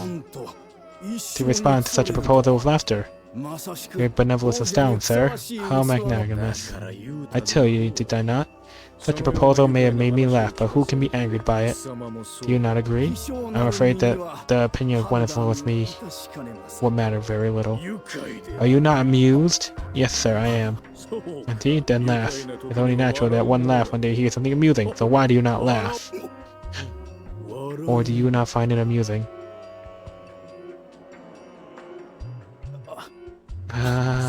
Yes, laugh. Very good. More laughter, more. More, laugh harder. Do you find this funny? Messenger's body trembles violently for a moment. Huh?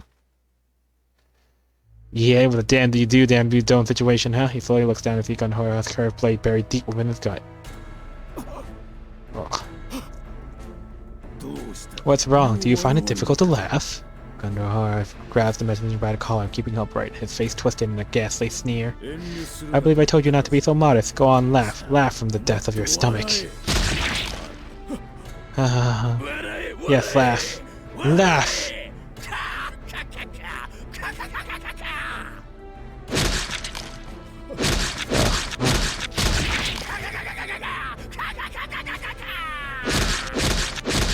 Man is releasing his full might of his bird mating call as he is cutting into this man. The sword plunges in the gut again and again to his lower body tears and falls to the ground.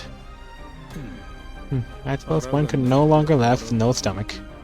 Konohara mutters as though tired of this exchange, casually tossing the messenger's torso aside. Body hits the floor and a bloody splatter and blood begins to pool around the man's remains. Having lost interest, Konohara doesn't even waste a second glance on the lifeless meat. There is his retainer raw at the top of his lungs. We will now commence our invasion of Yamato. Show mercy to no one. Man, woman, child. Trample down all the people of Yamato. Yamato is unfit to rule this land. Show them it is the Yerusha, that I am its rightful ruler.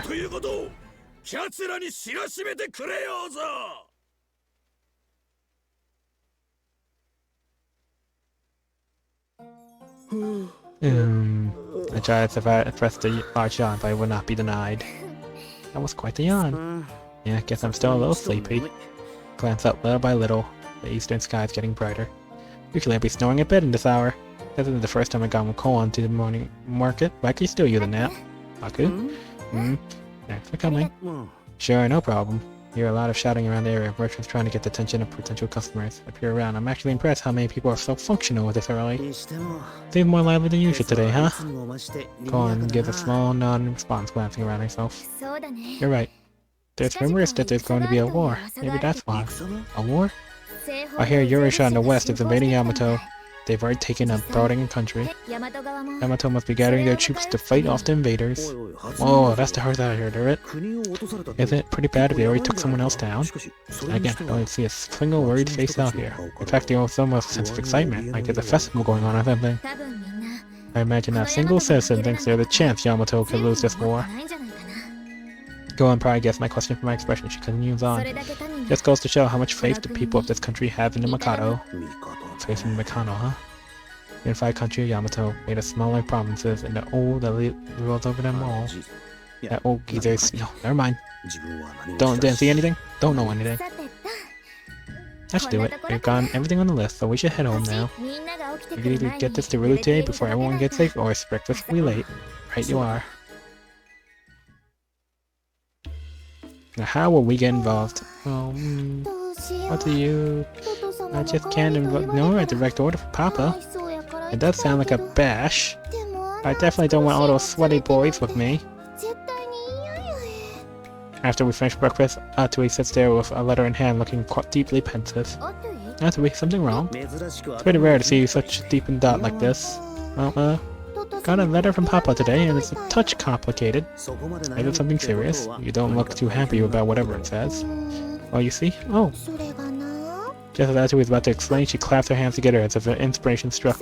I know. Are you too busy at all right now? No? There aren't any pressing matters we need to take care of right now. Really? Well, there's nothing urgent, but doesn't mean we're completely free. Well, in that case, can you come with me for a bit? I feel like somewhere I'd like to go. Atsui smiles cheerfully.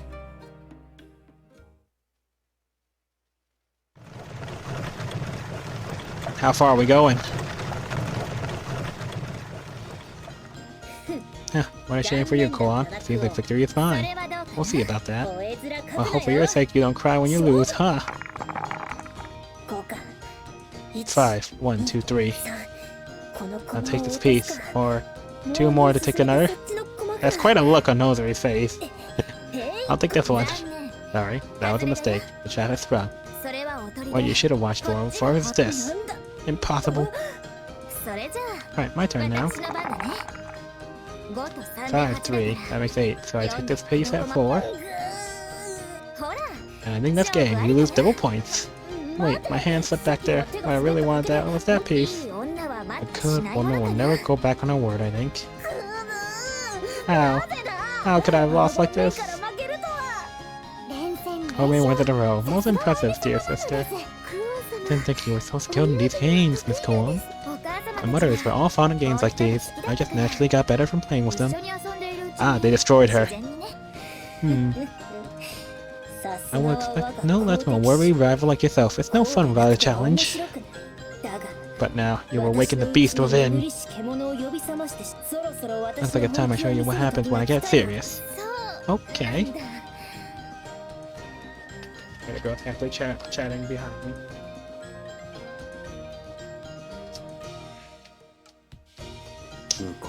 Sounds like they're having fun back there. Reins in hand, keeping an eye on the steeds, moving it forward, I let out a soft sigh.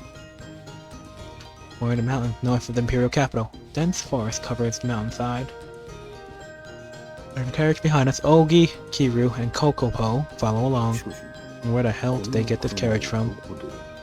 Carriage torn up, where we had all kinds of travel supplies, but fine even in the mountains. Not only did it have enough food and clothes, it also included beds, and even a simple cooking stove. Also had all the amenities for bathing. Being designed for long-term traveling and comfort. What kind of freaking RV are they freaking driving? Even a couple games packed in for road entertainment. Swanky. That's all fine. It's fine, but we've been traveling for longer than a bit. It's been quite a while now. That's right, it's been 3 days since we set out. It's becoming more of a road trip than anything else. I think we might be pretty close to the country's border by now. Danger. Evasive maneuver is recommended. Master, there seems to be a large tree root protruding from the ground in front of us. Whoa. Quickly shift the reins, guiding our path around them. Thanks, you two.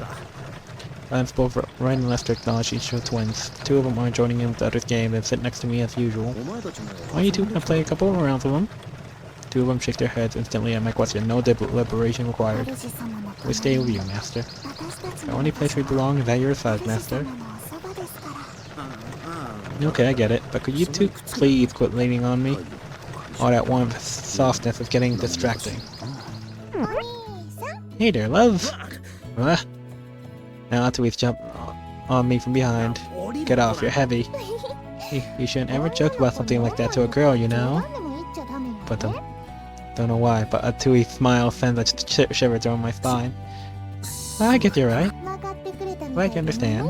Now if you actually meant it, well, I'll have to start a tinsy little war. Right. We should be pretty close now. Excuse me, love. Atsui leans forward on me to get a look around, of course pressing on the back of my head.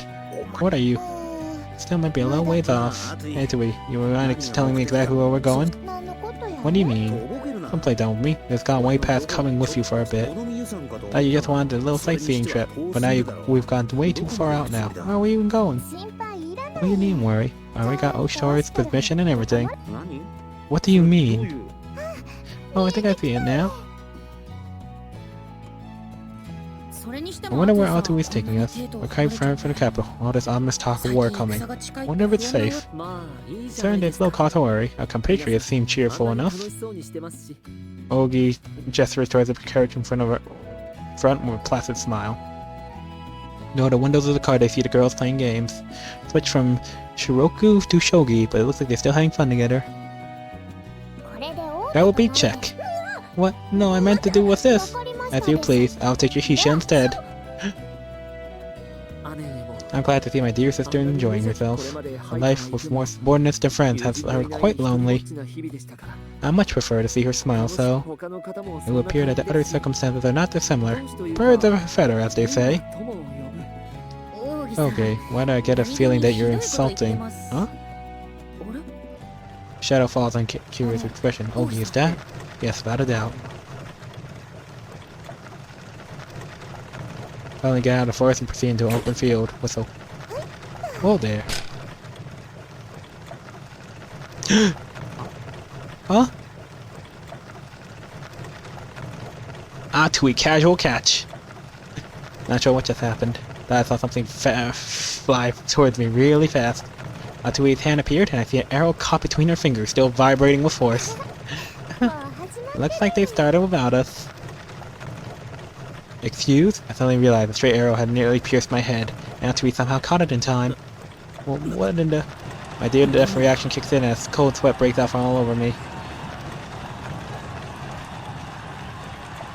I could hear yelling in the distance and the sound of metal clashing against metal, the infrequent crackling of fire and the scent of burnt flesh. Oh well, well, well. Dear grandfather. The moment I was freed from the forest, I suddenly found myself on a battlefield. And it sounds like Kiru's dying again. My man needs to get himself some energizer batteries. Where the hell's going on here? What is this? What the hell is this? Where the hell are we? It's just as it looks, love. A lovely little playground. A playground, this. Don't you play dumb with me. Right there with the war going on in the batteries, but... Anyways, let's get out of here before we got in even more trouble. Why? What do you mean, why? I came all around here to have some fun. Feel ways to we turn around now. For this. Wait. Did you know that the war was going on here? More than that, I came to join the war and Papa's steed. He's too busy come himself, so he asked me. What? That letter? I was rather looking forward to it, but he demanded I take some of his men along. But they're a bit too sweaty. Just imagine it, a glistening mob of muscle-bound lunks chasing after me, yelling, "Milady! Milady!" It all sounds a bit nasty to me, so I decided to invite you loves around for some fun instead. Fun? This? Ask Oshtori and see he didn't mind. He said if I'm having a party, then go wild. Which party? He wanted us to be his advanced party. Okay, you see, this may be fun and games, but this is war. Shouldn't be dragging all of us into this. Huh? I shouldn't? Of course you aren't. You can't be dragging your friends into a battlefield, that's ridiculous. But I just wanted to have fun with everybody. She truly is our thirsty Goku. Oh, I guess we arrived. Things look pretty hectic out there. Huh? Just as dear brother was saying, seems like the war has indeed escalated. Nozuri, Ogi, can I ask you for some reconnaissance? I'd like to know where the enemy's stationed. Leave it to us, and let me remind you, at the man of rematch after this. Reality, Nekone, I want you two to scope out the area. We need to get a feel for the terrain. Yes. Understood. Let's go, Kokopo. How are they acting so calmly? Wait a minute, did they know about this? I would think Kokopo would make a terrible scout, you know, because everybody would see a giant chicken in a plain field. Hey, go on. What's this? An inconvenience for you? Hmm? Should I have not invited my friends here? Atui. I don't think that's true. I've never been invited out by a friend like this. It's made me happy. Come on. Come on, you don't seem too phased by all this. Did you also know? Huh? What? Wait, Haku, you tell me you didn't know? That you knew from the beginning. How was I supposed to know this from the beginning? Well, it's pretty apparent from what her father's letter would be about. Atui is royalty. Makes sense she'll represent her father and lead soldiers against their invasion. My dear brother has also departed for the battlefield with his troops. Wait, did you two know about this as well? Okay. And those three know about this as well? Indubitably, we're the one who gathered supplies for the trip. Yes, I was aware of it. What about Relutier? I was... Relutier is also royalty. I imagine she's in the same position as Atui. She also knew from the start. I'm sorry. How you, Kiru? You knew about this too? Well, of course I knew about it. What do you take me for? Oh, Haku's not the only idiot here. Thank goodness. Damn it, I was the only one out of the loop. Oh, my stomach, it hurts. The sound. What's up? The sound of the wind has changed. Something's coming, I think. Where? I don't see anything. We might be over there. See birds flying away. Feel like there may be a group of people over there. There are a lot of birds cries from the forest, but I can't tell where it's coming from. It's all very indistinct. Coming from over there, Ogi. Yes, dear sister.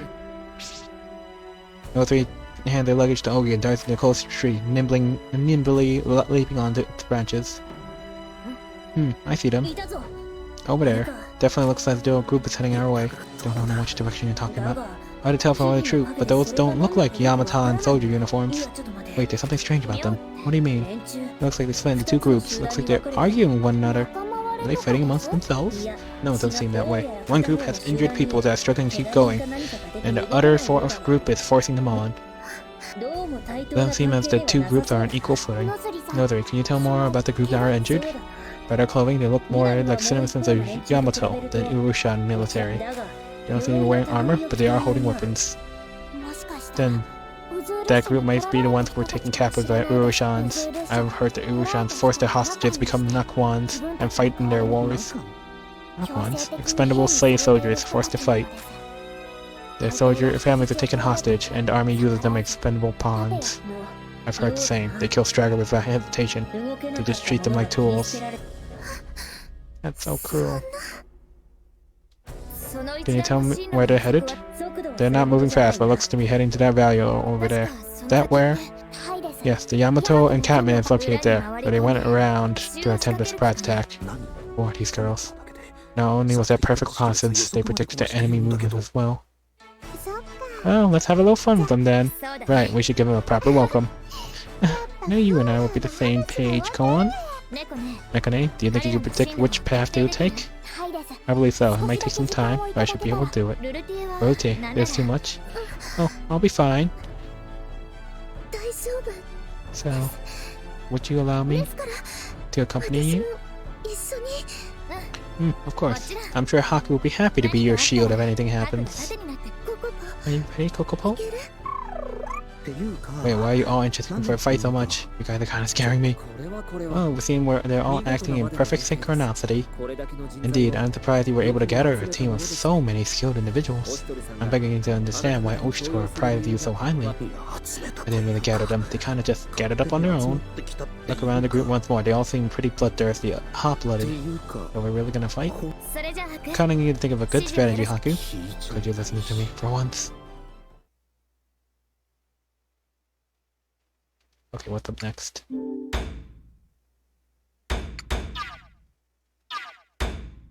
Urusha battle.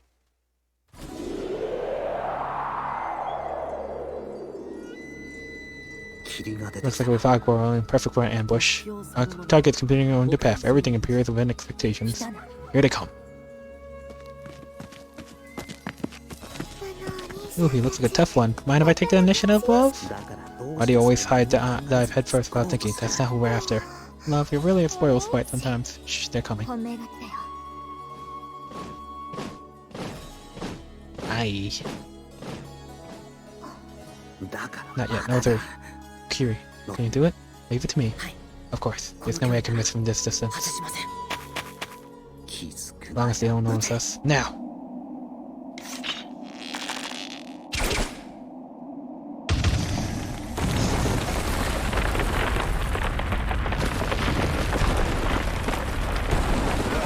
Ah! Ooh, we crushed some of them. Alright, we got them separated. Now take the soldiers in the back. I've been waiting so long for this! Atari, don't rush in on your own. Be sure to coordinate with the back lines. That's what I can live for. Oh, I'm so happy I could just sing! Can you maybe turn it down a notch? What the? Who are you? Dum-de-dum. I wouldn't recommend moving your focus in battle, you know. Oh no, her Goku instincts are... Should have listened. Atari's going too far in. Back her up so she doesn't get surrounded. Understood. Go, Kopo. Let's go. One going on ahead, Haku. That's not just now chasing chips, because she has no mercy for kind of people who enslave others to fight their own battles for them. Oh, Sora, you two can stay back if you want. We will fight. You need not worry, we exist solely to serve you to the very end, Master. Guess there's no point in trying to hold you two back. Come on, let's head out. Understood. We offer ourselves to you, Master. They are busted. They are absolutely busted. They only have one weapon slot. And they only need one weapon slot because they're absolutely busted. Let's see. They're darkness, so I guess I'll just give them a random card for now. Alright, let's see. Relutier. Nekone. Okay. Nozari, naturally. Now Ogyokiru. And let's get Kiru. He has some levels to catch up on. Alright, let's move people around. Yes. Alright then, we're good. Let's do this. Where did these people come from? Can't use the Naquans. Call in the rare units. You heard them. Get them before their friends showed up. On it.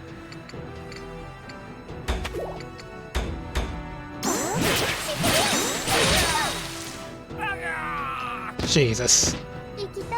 In one hit. Gosh, she's strong. It's so much fun. Jesus, straight up Gokuing up in here.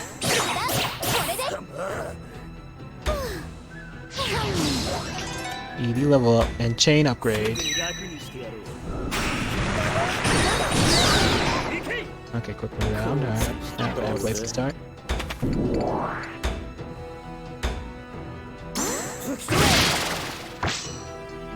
Yeah.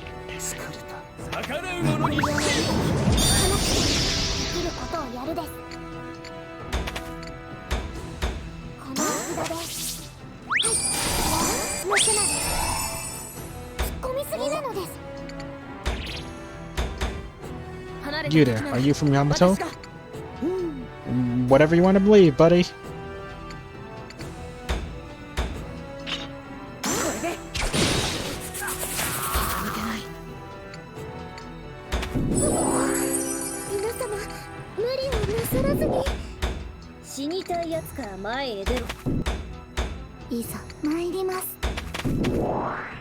Look at their freaking magic range. It's absolutely busted.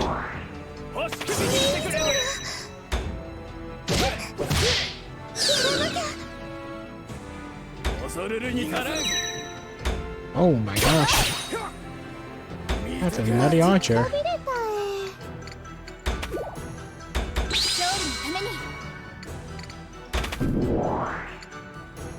try not to overextend too much. Alright.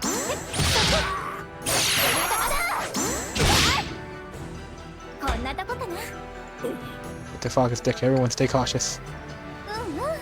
Keep your guards up. Yes, sir, Haku. Of course. Understood.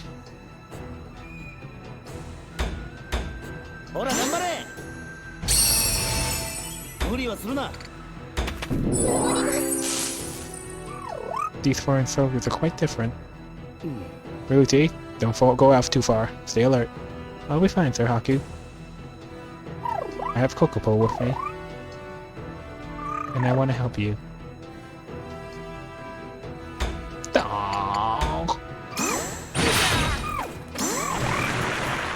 Kokopo MVP!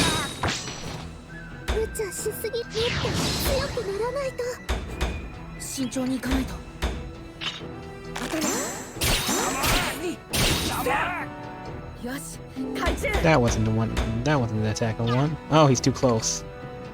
Ah, that's why.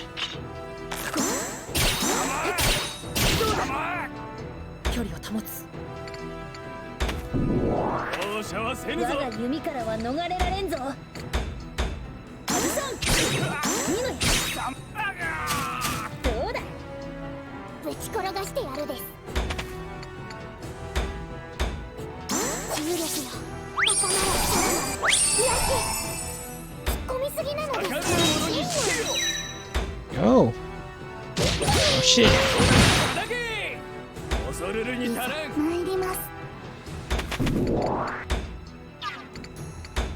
Absolutely busted.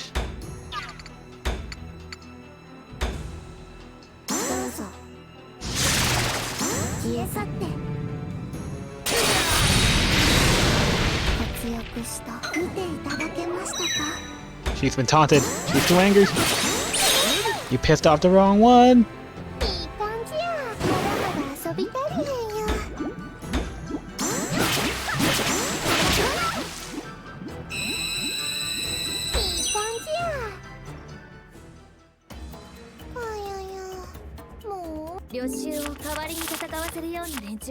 Oh, okay.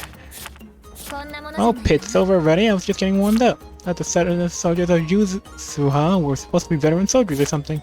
Well, we know they're low lives who force others to fight their laws, and suppose that's all they got. Damn you. Don't think you won yet. We're our glorious leaders.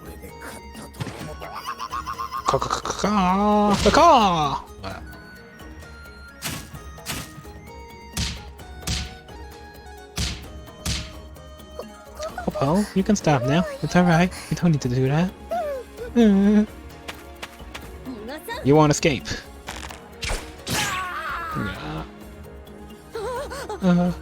You guys are genuinely terrifying. Who are you? Let's see, guess I'm the one who should be asking questions. Do you really expect me to talk? No, not really. So we don't need him anymore? Well, I guess it's goodbye then.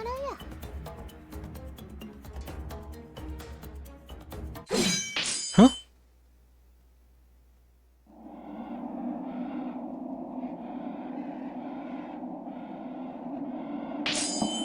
Oh no. Hmm? You're... Sorry about that, lady, but I can't let you kill this guy, yeah? You do understand we went through all this trouble to save you, right? Afraid I don't recall ever asking for the favor. I see. What are you standing here for? Just hurry up and kill them all. What are you doing? Hope you haven't forgotten your possession, have you? You know what happened to her if you dare defy. Pipe down, yeah? I don't need you to remind me where I stand. Hostage, huh? Looks like you got your reasons. Yep, that's how it is. No hard feelings, folks. But I'm gonna ask you to die here.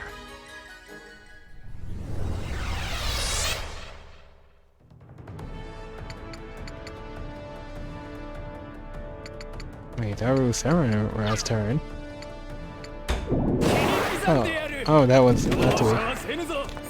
Ooh, lucky I told her to call Atui back.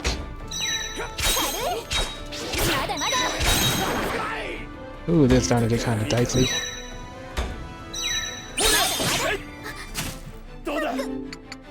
Damn, hold up.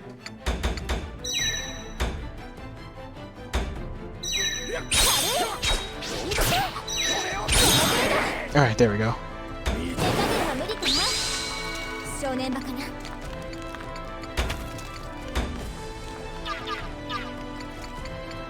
Back off, back off.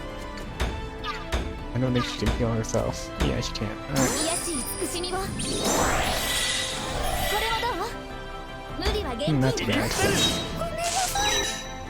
Oh. At least the fog and territory seems to be helping me kill them all now. You think she got me? Well, you know what happens. Yeah, just you watch. Kiru sniping!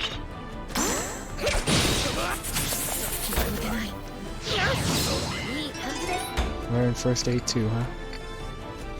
This is a good sniper position. Alright, let's take this guy out. See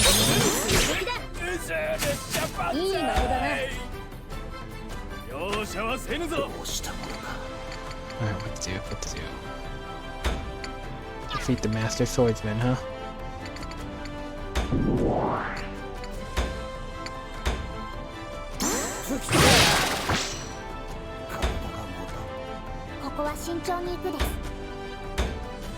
Do it, Nekone!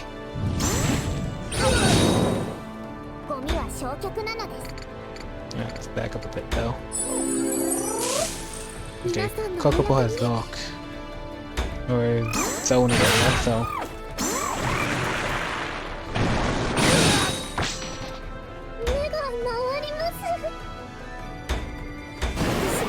Kokopo, take the lives. Take their lives.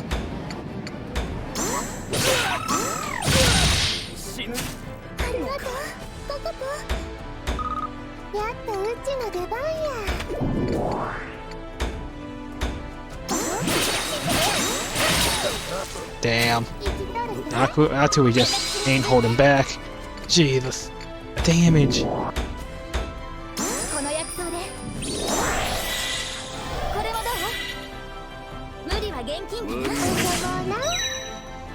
Oh no. One goddamn hit? Well, take these two.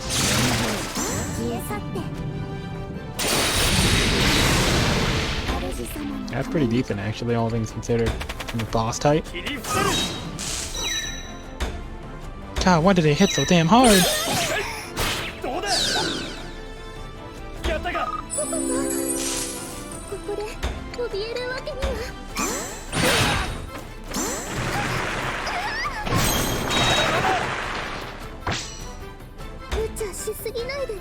Okay, couple steps back now.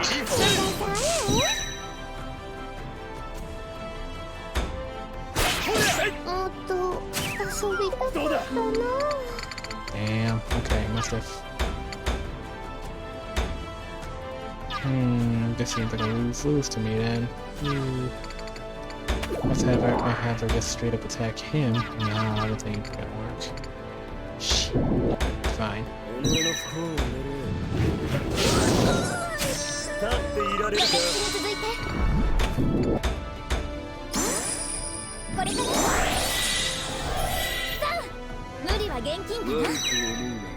Oh, he's going straight for Haku, huh? Alright.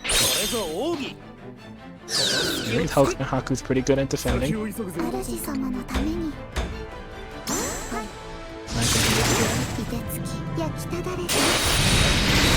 Busted. They have ridiculous magic damage. They're essentially magic snipers.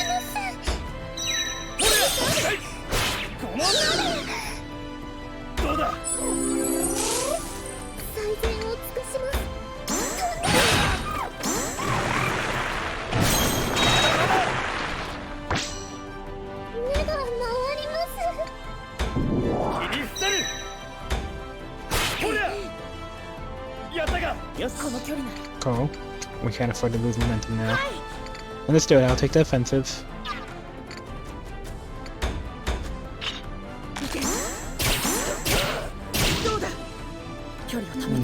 strat here. Try regular. Regular and then sniping. Should be able to go into overseal. Sniping it is. Yeah, sniping. And then back off a bit. The attacks are pretty solid. Everyone try to keep your distance. Good, then it's my turn.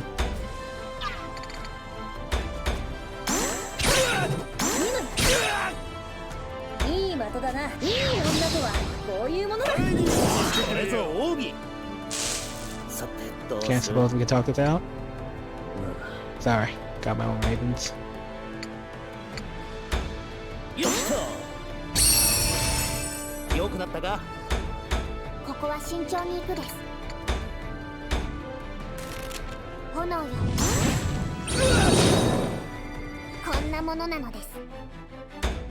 Activation!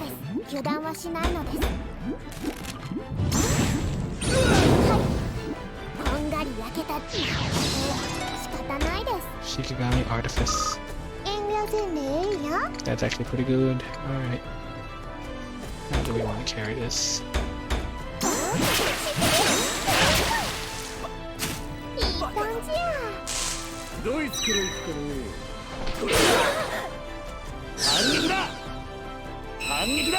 Escaping death. Knocking special ability.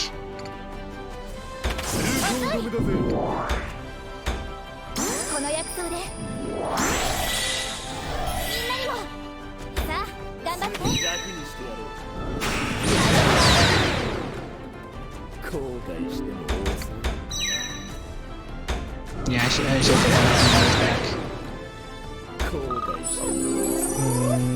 Guess I can live with that mistake, or try.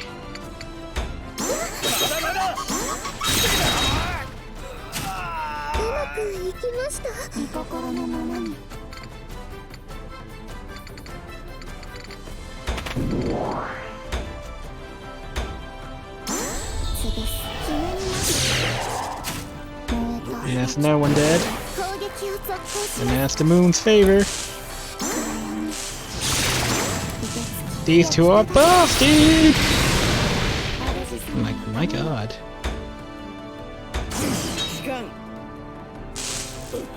They're skilled frontline soldiers. Don't attack them alone. Yes. Make sure everyone attack full partner.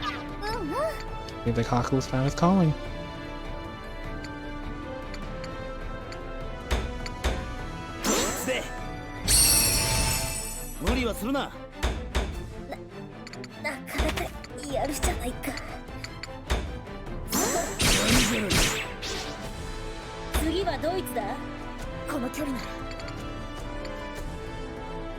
Yeah, if I let him do it, he's definitely just gonna meme on somebody. I'm gonna end it now.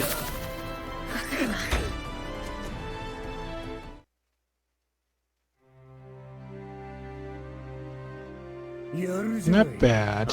Same to you. What are you doing? Hurry up and kill them all. Whatever it takes, or will you let the hostages die? I'm not gonna ask you folks for forgiveness. Curse my name all you like if it helps. That's how it's gonna be. That's right, kill them.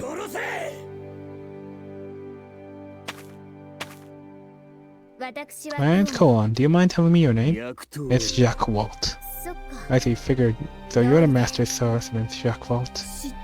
Koan, you know this man? Indeed, indirectly.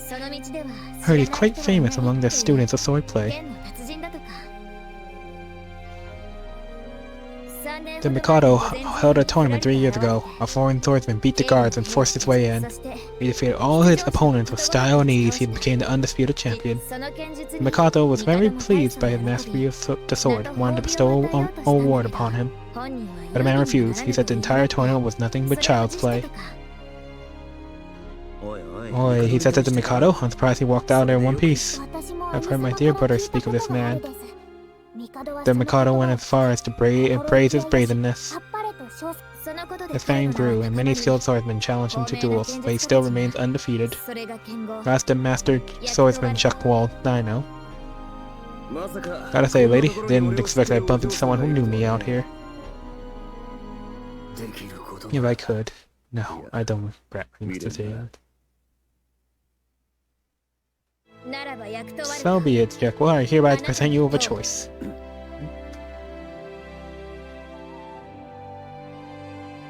This will be your final choice. Take this hand or refuse it. Now choose. Dear sister?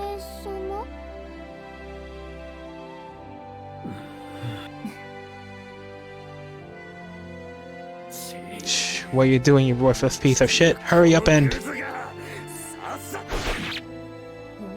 Whoa, fast. That, I presume, is why they call him Jack Walt the Mirage Blade.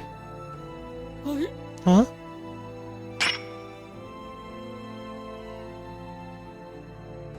Wait, why is everything... He cut of incomparable speed, one can only glint against a glint of his sword, like a fading mirage. Damn! Split the man right in half. Oh, never mind. They can't show that. Ooh, I just knew it. You were holding back on us. What have you done, Jack Wald? What of the hostages? I'm willing to bet it all on Boss Lady here. You can't be serious. You're gonna trust these guys? They were our enemy a second ago. Now that I gotta stop you there, friend. The real enemies are the Urushans, so ain't that right? You really think those slime balls will release the hostages once this is all over? What? And have you noticed? These guys haven't been trying to seriously injure us. They sound like they're willing to lend us a hand. Ain't that right? Yeah, that about sums it up. In any case, we would like a detailed explanation of this situation. Oh, let's see. Everyone, including me, we have hostages taken by the Urushans.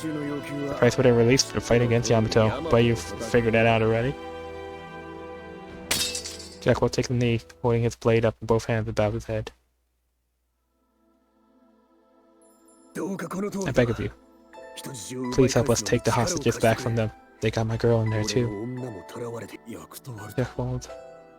The others follow Jack Wald's example, holding out their weapons with both hands and kneeling. Please. Oh, how lovely.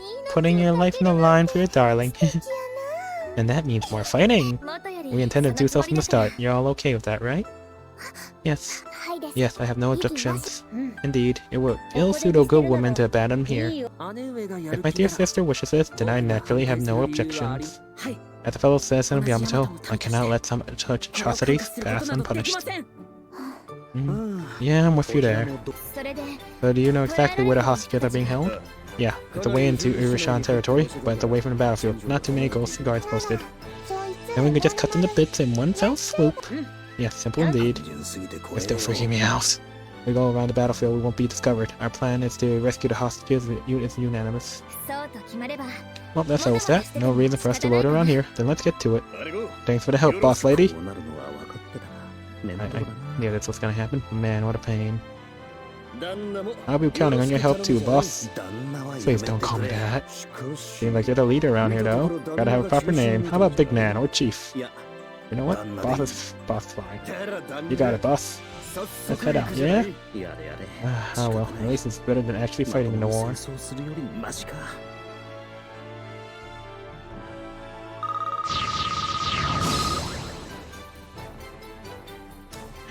Meanwhile, Nekone, Haku, and Kuon are struggling to catch up with the Lutia, Aru, Notary, that's the cast, really. Versatile fate, when incapacitated, the unit will survive and be restored to full health. Pulsation of life, heal, serenity. Isana, oh, she gets her third root already? After that, a stab. Hiding behind someone won't save you from this. 50% chance of getting another turn. Doesn't activate defeated by a counter.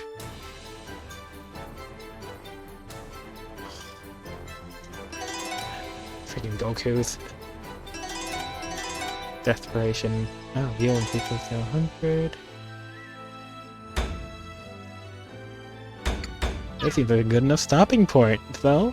Now, thanks for coming as always. Fiery Meltman, thanks for stopping by. And to anybody else watching, thank you so much for watching. And yeah, probably streaming this whenever I get a chance until I get to the end. Oh, to anybody, to everybody, have a good night. Yes. Once. Everything on the speed. Yep. Night.